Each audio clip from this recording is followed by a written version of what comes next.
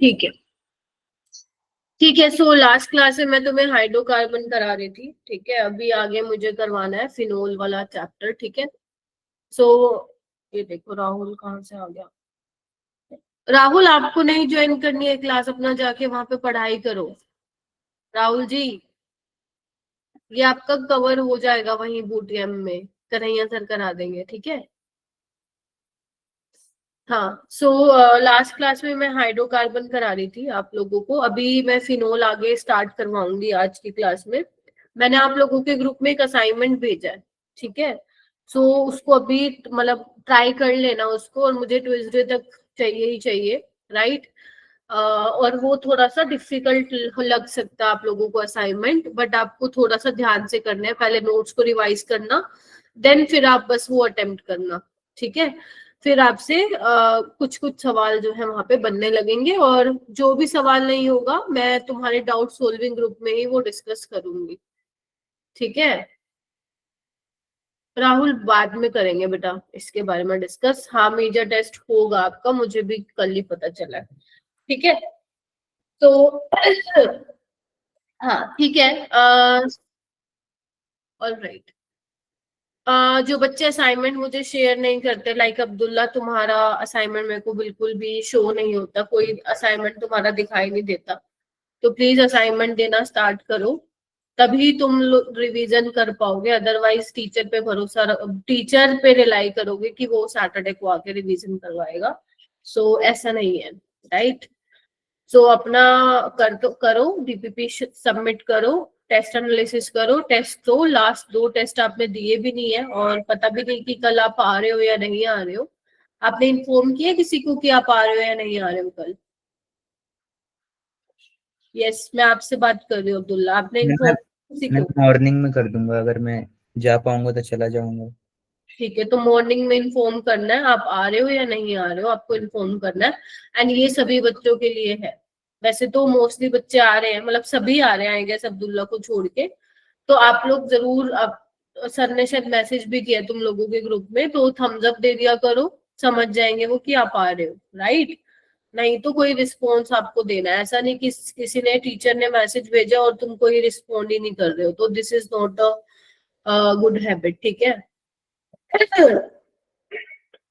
ठीक है। सो हाइड्रोकार्बन में अपना एक क्वेश्चन रहता था, जो मैंने बोला था कि मैं एक बार खुद देखूंगी, मैं खुद समझ के फिर आप लोगों को सॉल्व करके भेज दूंगी। मैंने आप लोगों को उसमें नोट्स में ही वो करके दे दिया था। मैं एक बार बता देती हूँ वहां पे हम लोग क्या मिस आउट कर रहे थे, ताकि आप लोगों को पता चल जाए मैं क्या बताना चाह रही हूँ। आई होप याद हो तुम्हें क्वेश्चन थोड़ा, ऐसा कुछ था।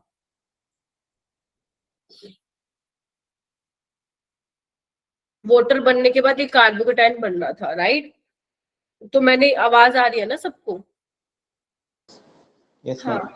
तो मैंने आप लोगों को कहा था कि यहाँ पे बेसिकली फिनाइल रिंग जो है वो अटैक करने वाली है यहाँ पे। तो यस, फिनाइल रिंग अटैक करेगी।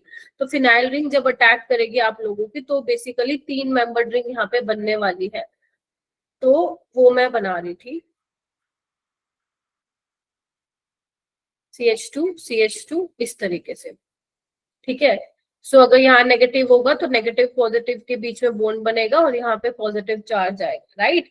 अब इसके बाद मैं मिस आउट कर रही थी, अब बेसिकली Br नेगेटिव आएगा, तो ये रिंग तो ओपन होगी, बिकॉज 3 मेंबर्ड रिंग है। तो आपको कैसे रिंग ओपन करवानी है, क्योंकि यहाँ पे अभी आपकी जो ये रिंग दिख रही है वो एरोमेटिक तो नहीं है, एरोमेटिसिटी उसने लॉस कर दी है। तो आपको इसकी एरोमेटिसिटी वापस करानी पड़ेगी। वो कैसे कराओगे? ऐसी, जब ये बॉन्ड यहाँ पे आएगा तभी कराओगे, राइट, ठीक है। या फिर ये वाला, ठीक है। सो जैसे यहाँ पे पॉजिटिव आएगा, पीछे से कौन अटैक करने वाला है यहाँ पे? Br नेगेटिव अटैक करने वाला है। फिर जो है ये अपनी एरोमेटिसिटी को रीगेन कर लेगा। तो अब बेसिकली कितने कार्बन है यहाँ पे, इस पे ये देखना एक बार, CH2 CH2 Br। इसके बाद फिर तुम्हारी ग्रिग्नार्ड रिएजेंट वाली रिएक्शन थी आई गेस, अब तुम्हारे से हो जाएगा ये, ठीक है। पहले ग्रिग्नार्ड रिएजेंट बना लेना, फिर उसके बाद जो भी दे रखा था वो कर लेना, ठीक है। नहीं बेटा ये रिएक्शन के बीच में बना है, ट्रांजिशन स्टेट कहाँ है ये, ठीक है। तो इस तरीके से होगा, राइट। और उसके अलावा तो मेरे ख्याल से और कोई क्वेश्चन नहीं था जो हमारा रह गया हो। सो मैंने वहां पे नोट्स में ही ऐड कर दिया था, तो एक बार देख लेना, जिसको आपको नोट डाउन करना है तो आप लोग कर सकते हो, ठीक है। उसके अलावा एक और चीज भी मुझे बतानी थी यहाँ पे, हटा दूं ना इसको, कुछ लिखना है तो प्लीज लिख लो और फिर इसको खत्म करते हैं, ठीक है। एक और चीज थी जहां पे मैं लोकिंग कंसेप्ट आपको बता रही थी, याद है तुम्हें, मैंने तुम लोगों को बोला था कि मैं तुम्हें बता दूंगी कि कहाँ पे कायरल सेंटर आपको लेना है और कहाँ पे उसको नहीं करना है कंसिडर, याद आ रहा है। तो वो बेसिकली क्या है, यहाँ पे ऐसा कुछ था, मेरे को एग्जैक्ट क्वेश्चन तो नहीं याद आ रहा, बस ये पता है यहाँ पे HCl था और कुछ यहाँ पे ग्रुप लगे हुए थे, उसने लिखा हुआ था S कुछ था, मतलब कॉन्फ़िगरेशन S थी, ठीक है। और हम लोग क्या करा रहे थे, क्लोरीनेशन करा रहे थे, और वो बोल रहा था number of die chloro product कितने होंगे, राइट। सो बेसिकली यहाँ पे हमने कहा था कि ये पोजीशन लॉक कर दी है, तो बेसिकली ये क्या होता है बता देती हूँ मैं, लिखना है तो लिख सकते हो उसी क्वेश्चन के नीचे। इसको हम बोलते हैं concept of stereo loop, and this is not for JEE mains, ठीक है, बट ठीक है। Concept of stereo loop, stereo loop इसका मतलब क्या है, जब भी आप लोगों के पास ऐसा क्वेश्चन आएगा ना, तो एग्जामिनर आपको लिख के देगा कि जो ये इनेंशियोमर दे रखा है, क्योंकि एक ही कायरल सेंटर था, है ना, तो ऑप्टिकली एक्टिव होगा, तो वो आपको लिख के देगा कि उसने इनेंशियोमेरिकली क्या लिया है, एस लिया है या आर लिया है। तो उसने वहां पे एस लिखा हुआ था तुम्हारे, जो मैं क्वेश्चन करा रही थी, तो उसका कहने का मतलब क्या है कि जो इनेंशियोमर लिया गया वो एस लिया गया है, तुम इसकी कॉन्फ़िगरेशन चेंज नहीं कर सकते हो। Getting my point. इससे एक सिंपल एग्जांपल लेती हूँ मैं, मान लो तो, ठीक है, तुम्हें याद है मैं तुम्हें एक क्वेश्चन करा रही थी शायद, क्या था क्वेश्चन, भूल गई मैं। ओके, समीर टाइम पे आकर बेटा, है ना, ये वाला क्वेश्चन था, याद आ रहा है, ऐसा कुछ था। तो बेसिकली अपनी कैसे रिएक्शन हो रही थी, ये अटैक कर रहा था, देखो इधर, ये अटैक कर रहा था, है ना, याद आ रहा है किसी को, ठीक है। सो बेसिकली यहाँ पे क्या, अगर तुम देखो तो क्वेश्चन में इसकी कॉन्फ़िगरेशन फिक्स कर दी है, वेज पे रखा है इसको, गेटिंग माई पॉइंट, वेज पे रखा है इसको। अब ये डैश में नहीं चेंज हो सकता, क्योंकि जब तुम आगे रिएक्शन कराते थे फर्दर ये बनता था। तो बेसिकली ये क्या है, स्टीरियो लॉक है, ये ऐसा नहीं है कि वेज पे है तो डैश पे हो गया, राइट। सेम यहाँ पे भी अगर उसने लिख दिया कि एस है ना, तो जब आप रिएक्शन आगे कराओगे तो आप एस का आर नहीं बना पाओगे, राइट। तो इसीलिए जब हम लोग क्लोरीनेशन करा रहे थे तो मैंने इस वाले कायरल सेंटर को इंक्लूड नहीं किया था, क्योंकि अगर मैं इस कायरल सेंटर को इंक्लूड करती तो इसके नाम के दो बनते, याद करो कल वाली क्लास, अगर हो तो पॉसिबल नोट्स भी तुम ओपन कर सकते हो। अगर मैं इसको इंक्लूड करती तो मेरे दो होते ना पॉसिबल, प्लस माइनस, ठीक है, एक एस है तो एक आर होता, लेकिन उसने कहा है आप एस ही कंसिडर करोगे क्योंकि फिक्स कर दिया इसकी, आप आर नहीं कर सकते उसको। तो अगर आर नहीं कर सकते हो तो ये वाला जो पोजीशन है वो लॉक हो चुकी है, इसीलिए जब हम क्लोरीनेट प्रोडक्ट्स बना रहे थे तो मैंने ये वाले कायरल सेंटर को कंसिडर नहीं किया था। तो ये वाला कॉन्सेप्ट आपको कब लगाना है, जब वो आपको मेंशन करके दे कि आपको कौन सा वाला इनेंशियोमर दे रखा है, प्योर इनेंशियोमर, मतलब इसमें आर का कुछ नहीं है, ये प्योर एस सी है, राइट। सो या तो वो लिख के दे कि एस वाला है या वो लिख के दे आर वाला है, ठीक है। और ये वाला क्वेश्चन, एक मिनट, अगर मान लो ये वाला क्वेश्चन आया हुआ था तुम्हारा एडवांस 2016 में, पहले मैं गर्व का क्वेश्चन ले लेती हूँ। गर्व कह रहा है SN हुई तो कहाँ हुआ, पहले तो मुझे ये बताओ SN2 होएगी कहाँ पे, पहले ये बताओ, क्वेश्चन क्या दे रखा है तुम लोग वो क्यों नहीं समझते हो। गर्व तुम कह रहे हो SN2 का तो क्वेश्चन ही नहीं है ये, पहली बात तो ये, गेटिंग माई पॉइंट। सो पहले ये देखो कि क्वेश्चन क्या दे रखा है आपको, क्वेश्चन ही क्लोरीनेशन वाला, तो हम SN2 पे तो जा ही नहीं सकते, हाँ ऑब्वियस सी बात है, अगर मान लो एक ही कैरल सेंटर है और तुमने एनआई एसीटोन डाल रखा है, मतलब क्वेश्चन इज डिफरेंट, फिर क्वेश्चन डिफरेंट होगा। तो नो डाउट, अगर मान लो यहाँ पे OH है, यहाँ पे CH3 है, यहाँ पे H है और यहाँ पे इथाइल है, तो नो डाउट आयोडीन कहाँ पे आए, यहाँ पे मान लो क्लोरीन लगा देते हो या ब्रोमीन लगा देते हो, तो आयोडीन यहीं पे ही आएगा बिकॉज SN2 है, right. That will be different scenario. ये क्वेश्चन ही अलग है जो मैं तुम लोगों को बता, ठीक है। अगर तुम चाहोगे मैं तुम लोगों को ग्रुप में एडवांस 2016 में जो क्वेश्चन आया था वो मैं बिल्कुल यूं का यूं तुम्हारे ग्रुप में भी भेज दूंगी, तुम ट्राई कर सकते हो उसको, ठीक है। हाँ कोई और बच्चा कुछ बोल रहा था, बोलो। मैम अगर यहाँ पे एस नहीं होता तो हर जगह 2 प्लस करते ना। यस, फिर आपको करना पड़ता।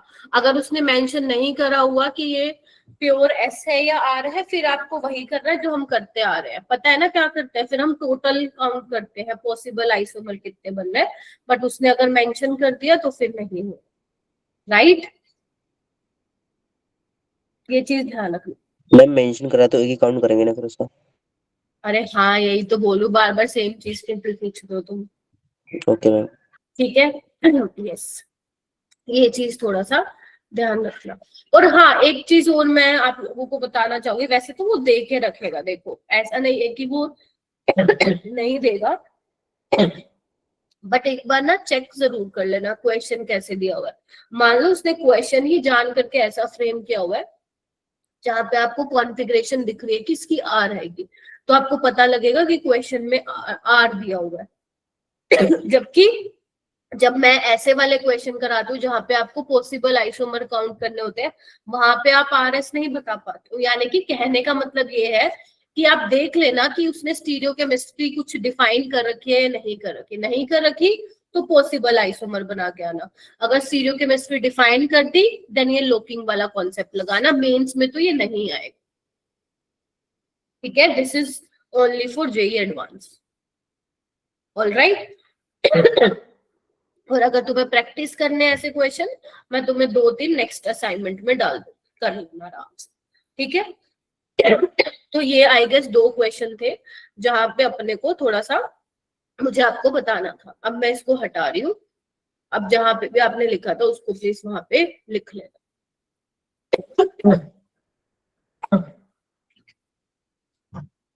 ओके, तो स्टीरियो केमिस्ट्री देख लेना उसने दे रखी है क्या नहीं दे रखी। हाँ तो आज मैंने क्या कराना है, आज तुम्हें फिनोल मैंने स्टार्ट कराना है जिसमें हम प्रिपरेशन ऑफ फिनोल और प्रॉपर्टीज ऑफ फिनोल के बारे में डिस्कस करेंगे। एंड यस आपको ये भी बताऊंगी मैं कि क्वेश्चन किस तरीके से आते हैं, आसान है ये बिल्कुल, कुछ इसमें मुश्किल नहीं है, ठीक है। सो अभी तक अल्कोहल हमारा हो चुका है, सारी अल्कोहल की रिएक्शंस आप लोग कर लीजिएगा। और जो भी मैं असाइनमेंट्स दे रही हूँ उसको करते जाना, क्योंकि इससे ना इतने प्रीवियस ईयर क्वेश्चन डायरेक्ट बने नहीं हुए। जो भी प्रीवियस ईयर क्वेश्चन बना हुआ है या तो वो फिनोल से बना हुआ है या फिर ईथर से बना हुआ है, अल्कोहल से बहुत ज्यादा क्वेश्चन नहीं बनते हैं, राइट। तो phenol is very important for, ठीक है। तो अगर मैं फिनोल की बात करूं, फिनोल में क्या है, बेंजीन से डायरेक्ट अटैच होगा आपका OH। और ये गौरव समीर एक्टिव रहो क्लास में, अगर मुझे लगा कि कोई भी एक्टिव नहीं है क्लास में, मैं रिमूव कर दूंगी उसको ग्रुप से नहीं क्लास से, ठीक है। ओके, बेंजीन के ऊपर डायरेक्ट आपका OH ग्रुप यहाँ पे लगा हुआ है। क्या सभी को इसके रेजोनेटिंग स्ट्रक्चर बनाने आते हैं? हाँ मैम आते हैं, एक बार मैं बता रही हूँ बेटा, एक बार मैं बता रही हूँ, क्योंकि मुझे पता है ये वाले काम में आएगा। तो बेसिकली OH आपका क्या है, एक्टिवेटिंग ग्रुप है, तो इलेक्ट्रॉन डेंसिटी को कहाँ वो इंक्रीज करेगा, ऑर्थो और पैरा पे इंक्रीज होगा।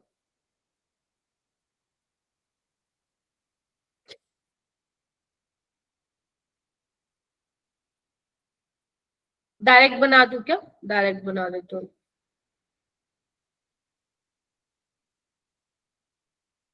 ठीक है। सो बेसिकली OH क्या है तुम्हारा, एक्टिवेटिंग ग्रुप है। और जब एक्टिवेटिंग ग्रुप होता है तो इनकमिंग इलेक्ट्रोफाइल कहाँ आता है, incoming electrophile is on ortho और पैरा पोजीशन। ये बहुत काम आने वाला आज की क्लास में।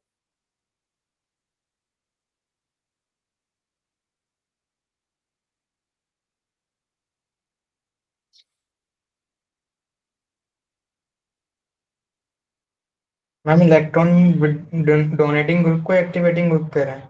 Yes, electron donating group is वो क्या बोलते हैं, ऑर्थो पैरा डायरेक्टिंग। ठीक है, अब OH में OH के दो इफेक्ट होते हैं, OH का प्लस M इफेक्ट भी होता है, माइनस I भी होता है, राइट। बट प्लस M क्या होता है, डोमिनेटिंग होता है, इसलिए OH को हम क्या है बोलते हैं कि एक्टिवेटिंग ग्रुप, और ये इलेक्ट्रॉन डेंसिटी अपनी दे रहा है बेंजीन पे, राइट। उसके बाद क्या बोला है यहाँ पे, जो मैं बोलूंगी सिर्फ वही लिखना, जो नहीं बोल रही हूँ प्लीज मत लिखना। यहाँ पे सिंपल कुछ नहीं है, थोड़ा सा इंट्रोडक्शन दिया हुआ है कि phenols are aromatic hydroxy compound in which OH is connected to the benzene ring directly. Phenols are called carbolic acid. ये सारे बच्चे अपने नोट्स में लिखो, फटाफट से लिखो, हमें पता ही नहीं होता है कि फिनोल को ये भी बोलते हैं, और पेपर में क्वेश्चन में कार्बोलिक एसिड कहीं पे लिखा आ जाता है और हम कंफ्यूज हो जाते हैं, ये तो कभी जिंदगी में सुना ही नहीं। तो ऐसा नहीं होना चाहिए, फटाफट लिखो। फिनोल्स को हम कार्बोलिक एसिड भी बोलते हैं, right. Monohydroxybenzene is phenol. These are classified as monohydroxy, dihydroxy and trihydroxy. कौन कौन से कंपाउंड्स है, पहला पॉइंट तुम्हें ये लिखना है। अब यहाँ पे कुछ नेम्स है फिनोल के जो आप लोगों को पता होना चाहिए। इसमें एक बार जेईई 2024 में आया था क्वेश्चन, ठीक है। देखो इधर, जैसे अगर मैं फर्स्ट की बात करूं तो ये क्या है तुम्हारा, ध्यान से देखो, बेंजीन 1,2 डायोल है। अगर तुम ध्यान से देखोगे तो बेंजीन 1,2 डायोल है, इसको हम क्या बोलते हैं, कैटिकोल बोलते हैं। क्या बोलते हैं, कैटिकोल। कुछ लोग कैचिकोल भी बोलते हैं, मैं तो कैटिकोल बोलती हूँ, ठीक है। ये ध्यान रखना, बेंजीन, ये आपको आया था पेपर में 2024 में कि बेंजीन 1,2 डायोल का कॉमन नेम क्या है, तो प्लीज ये चीज ध्यान रखना, मैं बता दूंगी कौन कौन सा ध्यान रखना है। उसके अलावा बना लो ये रिसोर्सिनोल, आपको ध्यान रखना है रिसोर्सिनोल में क्या है, दोनों पोजीशन, दोनों OH क्या है, एक दूसरे के मेटा पे है, देखो ना, ये इसके मेटा पोजीशन पे, ऐसे आप ध्यान रख सकते हो। उसके बाद हाइड्रोक्यूनोन, बेंजीन 1,4 डायोल, हाइड्रोक्यूनोन भी आप लोगों को ध्यान में रखना है, ठीक है। ये आप लोग नहीं ध्यान में रखोगे तो भी चलेगा, क्योंकि जो मेरे NCERT में मुझे वही बस ध्यान रखने हैं और कोई ध्यान नहीं रखना, ठीक है। उसके अलावा ये वाला एक क्रिसोल भी आप लोग ध्यान रखोगे। देखो क्रिसोल आपको मिथाइल ऑर्थो मिथाइल फिनोल नहीं लिखेगा, वो क्रिसोल लिखेगा। तो क्रिसोल का मतलब क्या होता है, ऑर्थो क्रिसोल क्या होता है, आपके ऑर्थो पोजीशन पे क्या आएगा, मिथाइल ग्रुप आएगा और बेसिकली OH ग्रुप होगा यहाँ पे। So this is your orthocresol. ऐसे तो मेटाक्रिसोल बना सकते हो जब CH3OH के रिस्पेक्ट में मेटा पोजीशन पे होगा, और जब मिथाइल पैरा पोजीशन पे होगा विद रिस्पेक्ट टू OH तो उसको आप बोलोगे पैराक्रिसोल बोलोगे, राइट।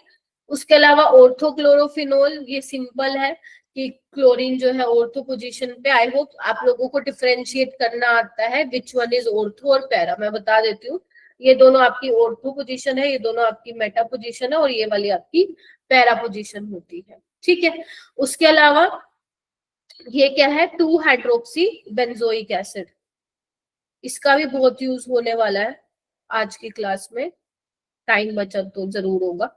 2 हाइड्रोक्सी बेंजोइक एसिड, और इसका जो कॉमन नेम होता है that is salicylic acid. Salicylic acid याद कर लो इसको। ये है ऑर्थोसैलिसिलिक एसिड, पैरा पोजीशन पे लगा दोगे तो पैरासैलिसिलिक एसिड, ठीक है। ये कौन है अपना, बहुत फेमस है, 2,4,6 ट्राई नाइट्रोफिनोल, इसका नाम है आयुपेक नेम। और ध्यान रखना फिनोल को, फिनोल उसका मतलब फिनोल अपना कॉमन नेम का, कॉमन नेम में भी तुम फिनोल बोल सकते हो, और आयुपेक ने भी उसका वो नेम एक्सेप्ट किया है, तो आयुपेक नेमिंग में भी आप फिनोल यूज कर सकते हो, ठीक है। So yes, this is 2,4,6 trinitrophenol and this is picric acid. Yellow colour का होता है ये, सॉलिड फॉर्म में होता है, yellow colour, dark yellow colour होता है इसका, ठीक है। सो ये कुछ नाम है जो तुम लोगों को मालूम होने चाहिए, ठीक है। इसके अलावा एक और नाम है जो काम में आएगा तुम लोगों को, लिख लो, वैसे तो आगे मैं करवाऊंगी भी सही तुम लोगों को। 2 hydroxy benzaldehyde, this is 2 hydroxy benzaldehyde, लिख लो। 2 हाइड्रोक्सी, आज ऐसे शांति शांति सी लग रही है तुम्हारी क्लास में, 2 हाइड्रोक्सी बेंजल्डिहाइड, ठीक है। किसी किसी में करेगा, किसी किसी में नहीं करेगा कर। 2 हाइड्रोक्सी बेंजल्डिहाइड और इसका नाम है सैलिसिल्डिहाइड,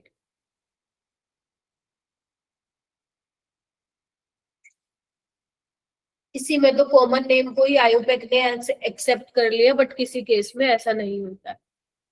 हमने सेलिकल लिखा है, हाँ, सेलिकल लिखा है, सेलिकल एल्डिहाइड। सैलिसल्डिहाइड, SALICALDEHYDE, सैलिसल्डिहाइड। ठीक है, इसका आयुपेक नेमिंग है 2 हाइड्रोक्सी बेंजल्डिहाइड, तो ये भी तुम्हारे काम में आएगा। ठीक है, मैम आप एक बार प्रीवियस पेज दिखा दोगे? ये हो गया मैम।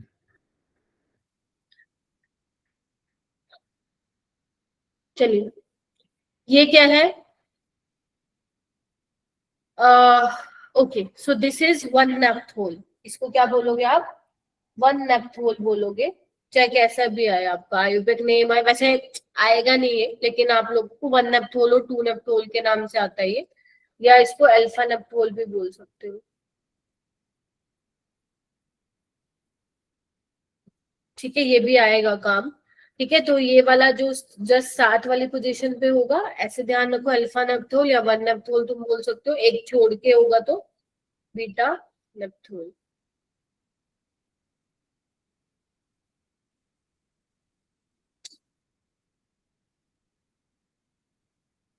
ठीक है, इतना आप लिख लो, इसमें कोई रॉकेट साइंस नहीं है, एक बार भी ध्यान में रख लोगे तो आपको ध्यान में आ जाएंगी चीजें। ठीक है, चलिए आगे चलो, लिख लिया ये सब? Yes ma'am. Yes ma'am. Heading डालो डायरेक्ट प्रिपरेशन ऑफ फिनोल, इसमें इधर उधर की बात ही नहीं है, अब हमें स्टार्ट कर देना direct preparation of phenol. Phenol को बनाने के तरीके मैं आप लोगों को बता रही हूँ। पिक्रिक एसिड का 2,4,6 ट्राई नाइट्रोफिनोल। ठीक है, सबसे पहले डोज प्रोसेस, याद आ रहा है मैंने ऐसा कुछ पढ़ाया था तुम लोगों को। ये हम डोज प्रोसेस में हम फिनोल किससे बना सकते हैं? हम क्लोरोबेंजीन से बना सकते हैं। वही रिएक्शन में दोबारा लिखवा रही हूँ, सिर्फ लिख लो, समझने को तुम समझ चुके हो, राइट। और इसमें आप क्या लेते हो? NaOH लेते हो। ठीक है, हाई टेम्परेचर पे होती है रिएक्शन, ड्रास्टिक कंडीशन आपको देनी पड़ती है, क्योंकि पता है आप लोगों को एराइल हैलाइड्स में substitution reaction, nucleophilic substitution reaction room temperature पे नहीं होती है, या तो फिर आपको इलेक्ट्रॉन विड्रॉइंग ग्रुप लगाने पड़ेंगे, है ना। और अगर नहीं लगा रहे हो तो आपको जो है ड्रास्टिक कंडीशन वहां पे प्रोवाइड करनी पड़ेगी, 623 केल्विन और 300 ATM का प्रेशर, राइट। तो सबसे पहले इसमें क्या बनता है? फिनोक्साइड आयन बनता है। इनको लिख लिख के देखना, एक आप मेरे आगे लिख रहे हो, एक घर पे लिखना। This is phenoxide ion. और फिर हाइड्रोलिसिस करवा के ये क्या बन जाता था? हमारा फिनोल बन जाता था। ठीक है, तो एक तो डोज प्रोसेस से आप फिनोल की प्रिपरेशन कर सकते हो।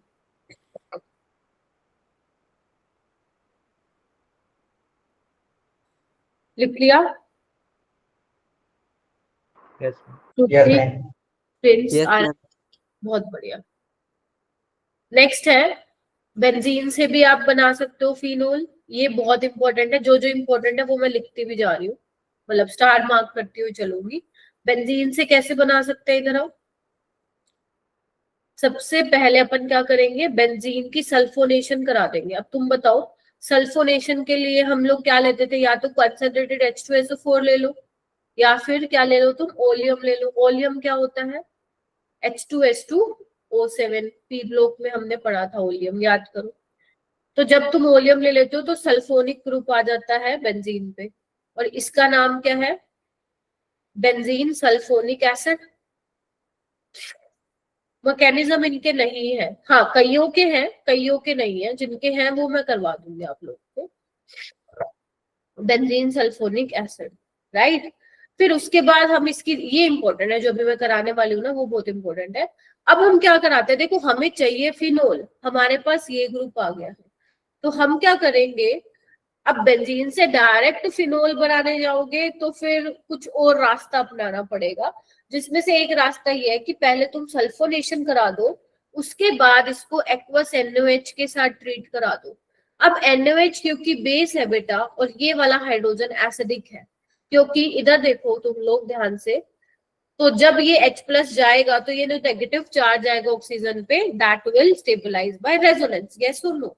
तो एक्वस NaOH आके यहाँ पे क्या बन जाएगा, बेसिकली SO3 Na बन जाएगा, है ना, Na+ और SO3 नेगेटिव, यस और नो। तो this is sodium benzene sulphonate, ठीक है क्या। फिर उसके बाद हम क्या करते हैं, इसकी NaOH के साथ फ्यूजन, ये हो गया काम, फिर दोबारा NaOH के साथ फ्यूजन कराते हैं हम, तो हमें फाइनली क्या मिल जाता है फिर, सोडियम फिनोक्साइड, यानी कि बेसिकली ये कौन सा स्टेप है, डीसल्फोनेशन का। कैसा स्टेप है ये, डीसल्फोनेशन का। तो ये ध्यान रखना, आगे भी काम आएगा। तो जब भी तुम्हें डीसल्फोनेशन करानी है तो क्या करोगे तुम, NaOH के साथ उसका रिएक्शन करा दोगे, फिर तुम्हें यहाँ पे क्या मिलेगा, सोडियम फिनोक्साइड। अब तुम हाइड्रोलिसिस करा देना और फाइनली तुम्हें क्या मिल जाएगा, फिनोल मिल जाएगा। ये बड़ी रिएक्शन है but this is very important. Yes बेटा, NaOH के नीचे क्या बताइए, क्या, NaOH के नीचे ही फ्यूज क्या लिखा है मतलब? FUSC। मैम ये है क्या? क्या फ्यूज ये में इसका मतलब फ्यूज का मतलब क्या है, कुछ नहीं किया, जो आपने बेंजीन सल्फोनेट लिया और NaOH लिया उनको क्या करा दिया, आपस में फ्यूजन करा दिया उनको, ये मतलब है इसका, ठीक है, आपस में दोनों को रिएक्ट करवा दिया।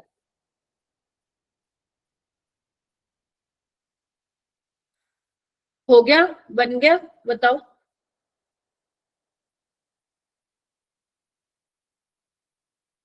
मैम वो ऊपर क्या लिखा है SO3 Na के?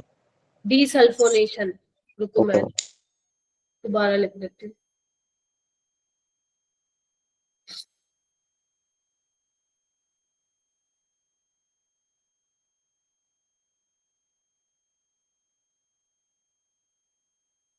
सो यस, बेंजीन से आप इस तरीके से फिनोल बना सकते हो, राइट। अब तुम्हारे ना तो ये ऐसा कुछ बोर्ड्स में आएगा कि बेंजीन से बना दो फिनोल, पहली बात तो ऐसा जेई में तो बिल्कुल नहीं आएगा। बोर्ड्स में तुम्हारा क्या आता है, 3 नंबर का कन्वर्जन आता है कि तुम्हारे पास फलानी चीज है उससे फलानी बनानी है, अब तुम वो रिएक्शन लिखो, लिखोगे तो तुम्हें 1 नंबर मिलेगा वही, अगर नहीं लिखोगे, एक भी रिएजेंट भूल जाओगे लाइक किसमें क्या कन्वर्ट करना है, तो 0 मार्क्स है। जेई में फायदा ये होता है कि आपको ऑप्शंस दिए जाते हैं, है ना, आपको ऑप्शंस दिए जाएंगे कि 1 से 2 बन गया तो बताओ किन किन रिएजेंट का यूज करके आप वो 2 तक पहुंचोगे। तो बेसिकली जेई में ऑप्शंस की हेल्प से आपको हिंट मिल रहा है, जबकि बोर्ड्स में ऐसा नहीं होता, ठीक है। सो आपका बोर्ड्स में 3 नंबर का कन्वर्जन वाला सवाल आता है, मतलब आता ही है, आएगा, बट कई कई सेट में मैंने देखा है कि चॉइस के साथ आता है, उसके साथ कोई और क्वेश्चन वहां पे फ्रेम किया होता है। तो जो तुम्हारे एनसीईआरटी के बैक एक्सरसाइज में है उसमें ढेरों कन्वर्जन है, कम से कम 100-200 कन्वर्जन है तुम्हारे एनसीईआरटी के बैक एक्सरसाइज में, अगर किसी ने कभी देखे हैं तो उसी में से ही आता है पेपर में, मतलब तुम्हारे बोर्ड्स में कह रही हूँ, ठीक है। अब आती है तीसरा, एनिलीन से भी तुम प्रिपरेशन कर सकते हो फिनोल की। तो एनिलीन से कैसे करोगे, देखो भाई ये तो हमने काफी बार रिएक्शन करवा लिया, आज फिर मैं करवा रही हूँ दोबारा। तो सबसे पहले हमें क्या बनाना पड़ेगा, बेंजीन डाइजोनियम सोल्ट बनाना पड़ेगा। अब्दुल कौन बताएगा, पीर बख्श, बेंजीन डाइजोनियम सोल्ट के लिए मुझे क्या रिएजेंट चाहिए होता है, मैम NaNO2 और HCl। NaNO2 sodium nitride in the presence of HCl, और इसी से ही क्या बनेगा, ये नाइट्रस एसिड। तो हमारे लो टेम्परेचर पे होती है रिएक्शन, मैं बार बार कह रही हूँ, इतना टेम्परेचर मेंटेन करना पड़ता है आपको वहां पे, और आपको क्या मिलता है यहाँ पे, बेंजीन डाइजोनियम क्लोराइड मिलता है। अभी टेस्ट लूंगी मैं वैसे भी थोड़ी देर में, तो इसलिए सुन लो जो मैं आप लोगों को बता रही हूँ। उसके बाद ये बनने के बाद हमने बहुत सारे रिएक्शन देखे, सैंडमेयर रिएक्शन देखे, गेटरमैन रिएक्शन देखी है, राइट, और हमने बाल्स-काइमन रिएक्शन देखे जिसमें हम फ्लोरोबेंजीन बना रहे थे। आई होप ये आप रिवाइज करते हैं नेम रिएक्शन। अच्छा, फिनोल कैसे करेंगे, मैंने कहा अगर तुम टेम्परेचर मेंटेन कर रहे हो तो ये स्टेबल होगा, लो टेम्परेचर पे थोड़ा सा भी तुम गर्म कर दोगे तो बेसिकली यहाँ से N2 बाहर निकल जाएगी और ये किसमें कन्वर्ट हो जाएगा, फिनोल। साइड प्रोडक्ट की मैं बात नहीं कर रही हूँ क्योंकि वो आपसे कोई भी नहीं पूछेगा, इसलिए मैं उसकी बात नहीं कर रही हूँ। जहां पे मुझे लगेगा साइड प्रोडक्ट इम्पोर्टेंट है या उससे रिलेटेड कभी सवाल आया है या आने के चांसेस है, वहां मैं आप लोगों को साइड प्रोडक्ट बता दूंगी। तो इस तरीके से तुम एनिलीन से क्या बना सकते हो, फिनोल बना सकते हो। ठीक है, हो जाएगा, सिंपल है। चलो 3 रिएक्शन हो गई। 4th रिएक्शन है फिनाइल मैग्नीशियम ब्रोमाइड से भी तुम फिनोल बना सकते हो। ये वाली रिएक्शन, लास्ट साइड दिखा, हाँ लास्ट साइड दोबारा दिखाने एक बार। भाई तुम इतना स्लो कैसे लिख रहे हो। लिख लिया। फिनाइल मैग्नीशियम ब्रोमाइड से भी तुम फिनोल बना सकते हो। अब ये वाली रिएक्शन मैंने तुम्हें जब ग्रिग्नार्ड रिएजेंट पढ़ाया था 2 लेक्चर में, वहां पे मैंने कवर नहीं कराई थी क्योंकि मैंने सोचा था इसको मैं यहीं पे ही कवर करवाऊंगी। सो यहाँ पे देखो फिनाइल मैग्नीशियम ब्रोमाइड को कैसे कवर, ध्यान से देख लो, बहुत ज्यादा इंपॉर्टेंट नहीं है, एनसीईआरटी में नहीं है।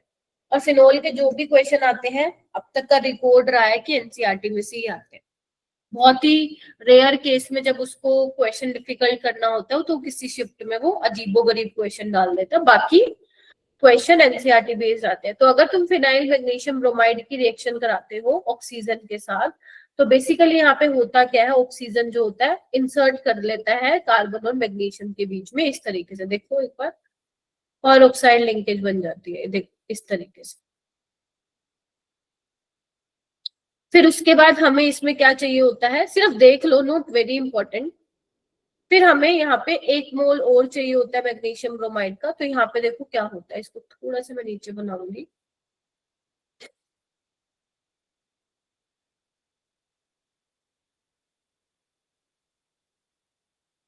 देख, अब यहाँ पे आपको पता है नेगेटिव चार्ज है, यहाँ पे पॉजिटिव चार्ज है। तो बेसिकली होता क्या है, यहाँ पे ये जो 2 ऑक्सीजन है इसके साथ तो ये चला जाता है और इसके साथ ये चला जाता है, इस तरीके से। ठीक है, तो बेसिकली बन क्या जाते हैं, 2 मोल बन जाते हैं आपके इसके, OMgBr लग जाता है यहाँ पे। फिर फाइनली हाइड्रोलिसिस करके यहाँ पे क्या मिल जाता है आप लोगों को, फिनोल मिल जाता है। क्योंकि आपको पता ही है एसिड बेस रिएक्शन हो जाएगी।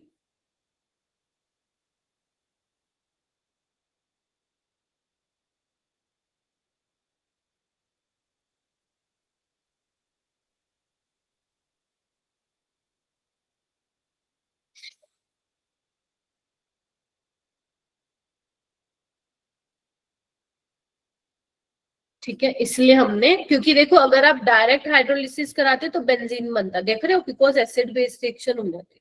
तो इसलिए पहले उन्होंने क्या कराया, O2 के साथ रिएक्शन कराई, फिर ये लिंकेज बनवाई, फिर एक और इक्विवेलेंट के साथ फिनाइल मैग्नीशियम ब्रोमाइड के साथ रिएक्शन की, फिर हाइड्रोलिसिस करवा के क्या किया इन्होंने, फिनोल बनाया।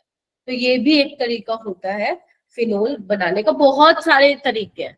ठीक है, लेकिन हमें क्या करना है जो एनसीईआरटी में, हालांकि एनसीईआरटी में नहीं है बट ठीक है लिख लो, ये चौथा है अपने पास। हाँ पीर बख्श, मैम ये एक ओ निकल कैसे गया? कहाँ निकला? मैम यहाँ पे 2 ओ थे, OOMgBr, वो क्या उधर है, ओ। 5 हो गए ना वो। यहाँ पे ये देखो ना, ये इसके 2 बन गए ना बेसिकली अपने, ये OMgBr, ठीक है, और ये इसके साथ लग गया ना, ये तो 2 इक्विवेलेंट हो गए ना, ये देखो ना। Okay ma'am. एक ये वाला समझ गए, एक ये वाला हो गया, एक ये वाला हो गया, तभी यहाँ पे 2 लिखा है। ठीक है, ओके मैम। ठीक, तो इस तरीके से फिनोल बन गया। आगे चलू, आगे है सैलिसिलिक एसिड से भी तुम फिनोल बना सकते हो। कैसे, देखो सैलिसिलिक एसिड क्या होता है, सोडियम सोल्ट ले रही हूँ मैं यहाँ पे सैलिसिलिक एसिड का, सोडियम सोल्ट क्या हो जाएगा, ये हो जाएगा, राइट। ठीक है, सो यहाँ पे मैं क्या करा दूं, NaOH के साथ रिएक्शन करा देती हूँ कैल्शियम ऑक्साइड की प्रेजेंस में। ये याद है तुम लोगों का 11th का ही रिएक्शन है हाइड्रोकार्बन का। बेसिकली जो ये रिएजेंट है NaOH in the presence of calcium oxide, ये क्या करता है, डीकार्बोक्सिलेशन करता है। क्या करता है, डी कार्बोक्सिलेशन करता है, CO2 निकाल देता है। अब CO2 तुम्हें क्या दिख रही है, इधर आओ इधर आओ, ये दिख रही है, बस कुछ नहीं करना तुम्हें, इसको निकाल दो। निकाल दिया तो क्या बन गया बताओ, फिनोल बन गया। यस और नो? तो बेसिकली ये क्या करता है, CO2 बाहर भगा देता है, राइट। इस तरीके से रिएक्शन होती है। इसमें भी पहले यही बनता है, देखो अगर मैं डायरेक्ट ना चल के ऐसे चलूं, इसमें भी पहले वही बनता है, सोडियम फिनोक्साइड ही बनता है। मैं इसलिए नहीं दिखा रही क्योंकि ज्यादा दिखाना जरूरी नहीं है, क्योंकि मैं ऑलरेडी पहले वाले रिएक्शन में दिखा चुकी हूँ। फिर ये जो है फिनोल बनता है।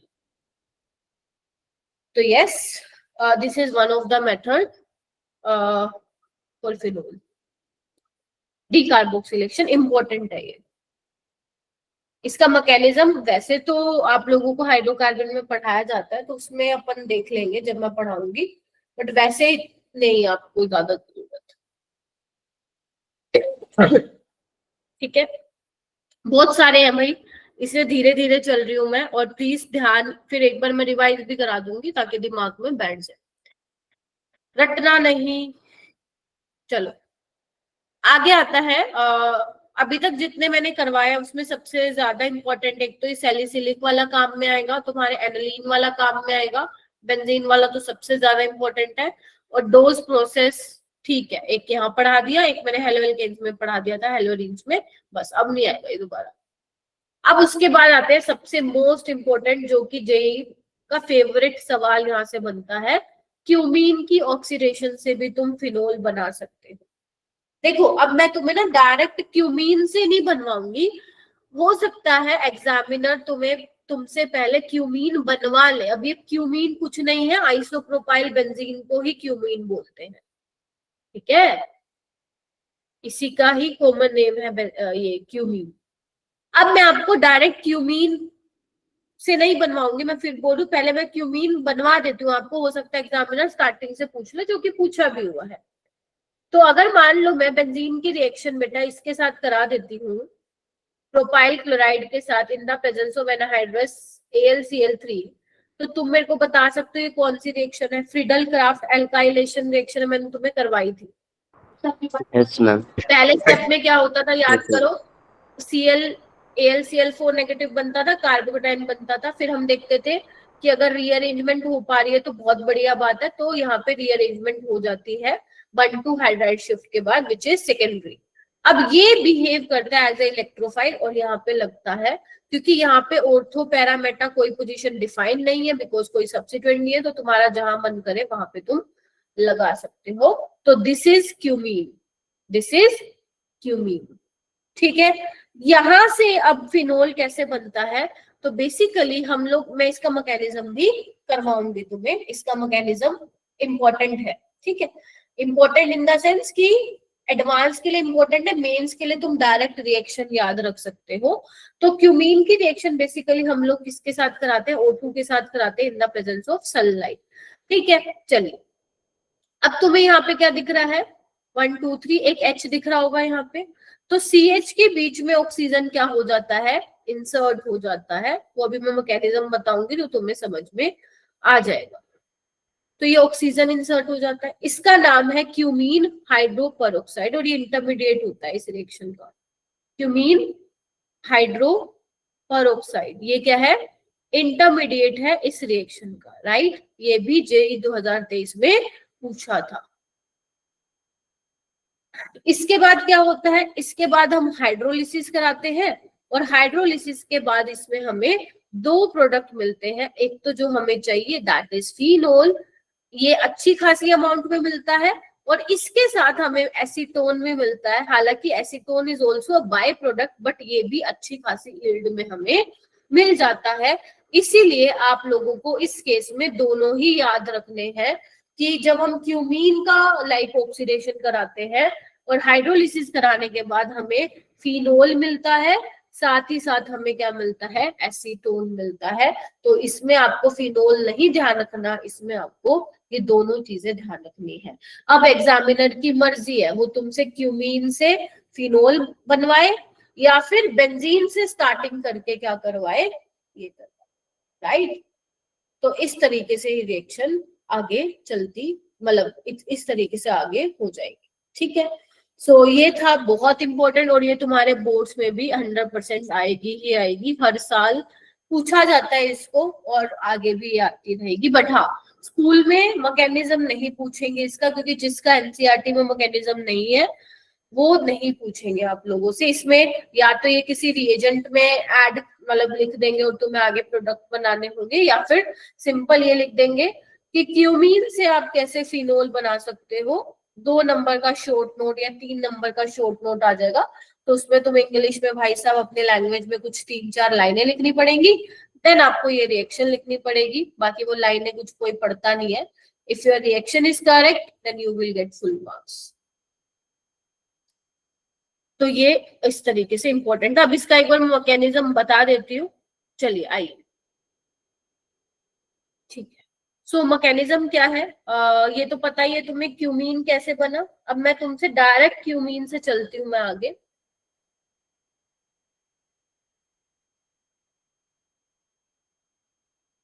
सो यहाँ पे अपन ने क्या लिया है, ऑक्सीजन लिया था, राइट। सनलाइट की प्रेजेंस में यहाँ पे क्या बनेंगे, रेडिकल बनेंगे। क्या बनेंगे, रेडिकल।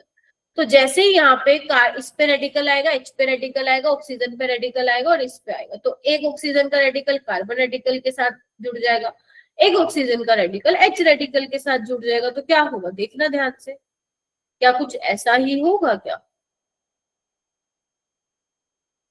देखो, यस और नो। ठीक है, ऑक्सीजन तो साथ में ही रहेंगे ना, देखो आपको पता ही है होमोलिटिकल क्लीवेज कराई, तो दिस इज क्यूमीन हाइड्रोपेरोक्साइड। अब देखो अब क्या होता है, अब यहाँ पे मैंने तुम्हें बोला था, यहाँ पे देखो मैंने कहा था हाइड्रोलिसिस कराना। हाइड्रोलिसिस के बाद होगा क्या, चलो आ जाओ, H+ आएगा। अब H+ में होगा क्या, जो ये ऑक्सीजन पे बेसिकली लोन पेयर है वो जाके इस पे क्या करने वाले हैं, अटैक करने वाला। और तुम्हें साफ साफ दिख रहा है यहाँ पे अभी पानी बनने वाला है मैम। अगर यहाँ पे पानी बनने वाला है तो ये पानी तो अच्छा लिविंग ग्रुप है, तो मैम ये तो पक्का निकलेगा, है ना, क्योंकि आप लोग इतनी केमिस्ट्री पढ़ चुके हो कि ये समझ में आ जाए कि मैम पानी तो अब यहाँ पे निकलेगा। तो यहाँ पे एक इम्पॉर्टेंट चीज होती है कि जैसे ही पानी निकलता है ना, तो ये जो फिनाइल रिंग है वो क्या करती है, माइग्रेट करती है। ये इसका इंपॉर्टेंट स्टेप था। क्या बोल दिया मैंने, यहाँ पे जैसे ही वाटर निकलता है, ऑक्सीजन पे पॉजिटिव चार्ज डेवलप होता है, तो पीछे फिनाइल रिंग माइग्रेट करती है। तो यहाँ से पहला क्वेश्चन ये राइज होता है तुम्हारा, क्यों मैम मिथाइल से क्या दुश्मनी थी, मिथाइल क्यों नहीं माइग्रेट हुआ। सो देखो, जब ऐसे केस में आप फंस जाओ कि तीनों में से आप कोई भी माइग्रेट करा सकते हो, देन उस केस में आपको माइग्रेटरी एप्टीट्यूड देखना होता है। बहुत ज्यादा डिटेल में नहीं जाएंगे अपन, लेकिन हाँ आप लोगों को ये मैं बता देती हूँ कि अगर मैं माइग्रेटरी एप्टीट्यूड की बात करूं, माइग्रेटरी एप्टीट्यूड की, तो उसमें जो होता है फिनाइल का माइग्रेटरी एप्टीट्यूड मिथाइल से ज्यादा होता है, तो फिनाइल रिंग ही बेसिकली यहाँ पे जाने वाली है। तो जैसे ही एक बात बताओ, जैसे ही फिनाइल रिंग गई तो सोचना क्या बनेगा, कार्बन, कार्बन पे 2 मिथाइल, ठीक है, और इस कार्बन पे पॉजिटिव चार्ज आएगा, सोचना, और ये बेसिकली फिनाइल रिंग। ध्यान से देखो, वाटर तो निकल गया मेरा, देखो एक बार, यस और नो।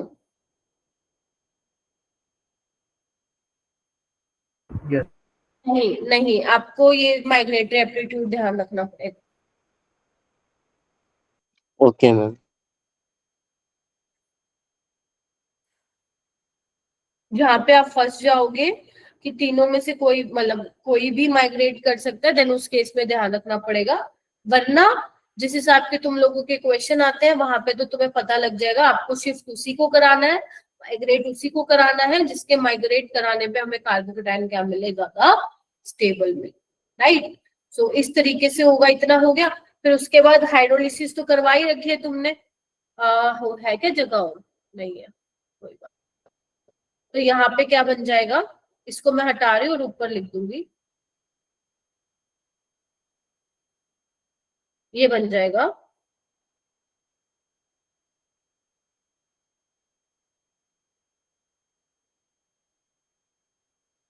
सुमित सो गए क्या? OH लग जाएगा, मैंने डायरेक्ट दिखा दे यहाँ पे है ना वो न्यूट्रलाइजेशन करवा के। सो अब यहाँ पे क्या होता है, अब देखो यहाँ पे क्या होता है, ये ऑक्सीजन के लोन पेयर है, ये यहाँ जाएंगे और ये निकल जाएगा। तो निकल जाएगा तो क्या बन जाएगा देखो, क्योंकि जो इस पे नेगेटिव चार्ज आएगा वो तो रेजोनेंस स्टेबलाइजर, देखो सारे बच्चे तो निकल पा रहे हैं ये। और यहाँ पे क्या बन जाएगा, CH3 OH, देख रहे हो। अब यहाँ पे क्या होता है, प्रोटोन ट्रांसफर होता है। प्रोटोन ट्रांसफर कैसे होगा समझ गए, ये वाला O पे जो नेगेटिव चार्ज है वो H+ ले लेगा और इस पे चार्ज क्या हो जाएगा, खत्म हो जाएगा। तो तुम्हारा जो फाइनल तुम्हें मिल जाएगा वो एसीटोन प्लस फिनोल मिल जाएगा।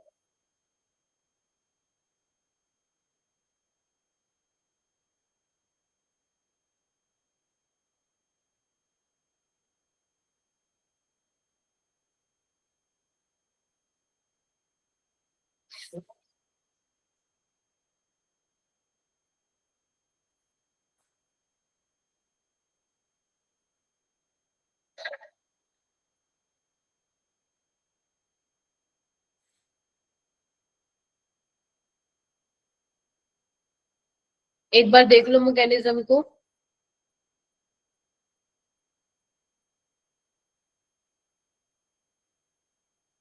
मैम मेरे को लास्ट स्टेप दोबारा समझाना है, नेगेटिव और पॉजिटिव चार्ज वाला। पॉजिटिव वो प्रोटोन ट्रांसफर वाला, देखो इस ऑक्सीजन में पॉजिटिव चार्ज है गौरव, तो यहाँ से H+ तो निकलेगा, सो दैट चार्ज न्यूट्रलाइज हो सके, और जो H+ निकलेगा वो इसके साथ जाके लग जाएगा। ठीक ठीक है, बेसिकली ऑक्सीजन पे जो नेगेटिव है वो H+ ले लेगा और उसका चार्ज खत्म हो जाएगा, तो प्रोटोन यहाँ पे ट्रांसफर हो जाएगा और तुम्हें फाइनली एसीटोन और फिनोल यहाँ पे मिल जाएगा। तो इस तरीके से इसका मैकेनिज्म होता है। पेपर में नहीं आएगा मैकेनिज्म, बोर्ड्स में तो बिल्कुल नहीं आएगा और जेई में भी नहीं आएगा। मतलब देखो अभी तक तो नहीं आया है इतने सालों में, अगर आ गया तो तुम लोग कर दोगे। ठीक है, सो ये था 6th आपका था। एक बार फटाफट बता देती हूँ, प्रिपरेशन आपकी खत्म है यहाँ पे, इससे मतलब इतनी ही प्रिपरेशन आप लोगों को करनी है, ना ही और आपके सिलेबस में है। तो एक क्यूमीन से मैंने करवाया है, अब एग्जामिनर आपको क्यूमीन बनवा भी सकता है या क्यूमीन से डायरेक्ट रिएक्शन करवा सकता है। सैलिसिलिक एसिड जिसमें आपको डीकार्बोक्सिलेशन करवानी है, फिनाइल मैग्नीशियम ब्रोमाइड से करा लो, O2 और फिर हाइड्रोलिसिस करा दो। एनिलीन से आप लोग कर सकते हो, पहले डाइएजोटाइजेशन करा दो, फिर वार्म वाटर के साथ ट्रीट करा के डायरेक्ट फिनोल बनवा दो। बेंजीन से भी आप फिनोल बना सकते हो, पहले आपको सल्फोनेशन करानी पड़ेगी, फिर आपको डीसल्फोनेशन करानी पड़ेगी और फिर फाइनली आपका प्रोडक्ट बनेगा। और डोज प्रोसेस क्लोरोबेंजीन बेसिकली हम इसमें लेते हैं डोज प्रोसेस में, और ड्रास्टिक कंडीशन प्रोवाइड करने पे हमारा फिनोल यहाँ पे बन जाएगा। तो ये 6 रिएक्शन तुम्हारी प्रिपरेशन ऑफ फिनोल है, यही जेई में आएगी, सिलेबस में ये है राइट। तो ये 6 खत्म। अब आगे हेडिंग डालो प्रॉपर्टीज ऑफ फिनोल। अब ये लिखने की बिल्कुल भी जरूरत नहीं है।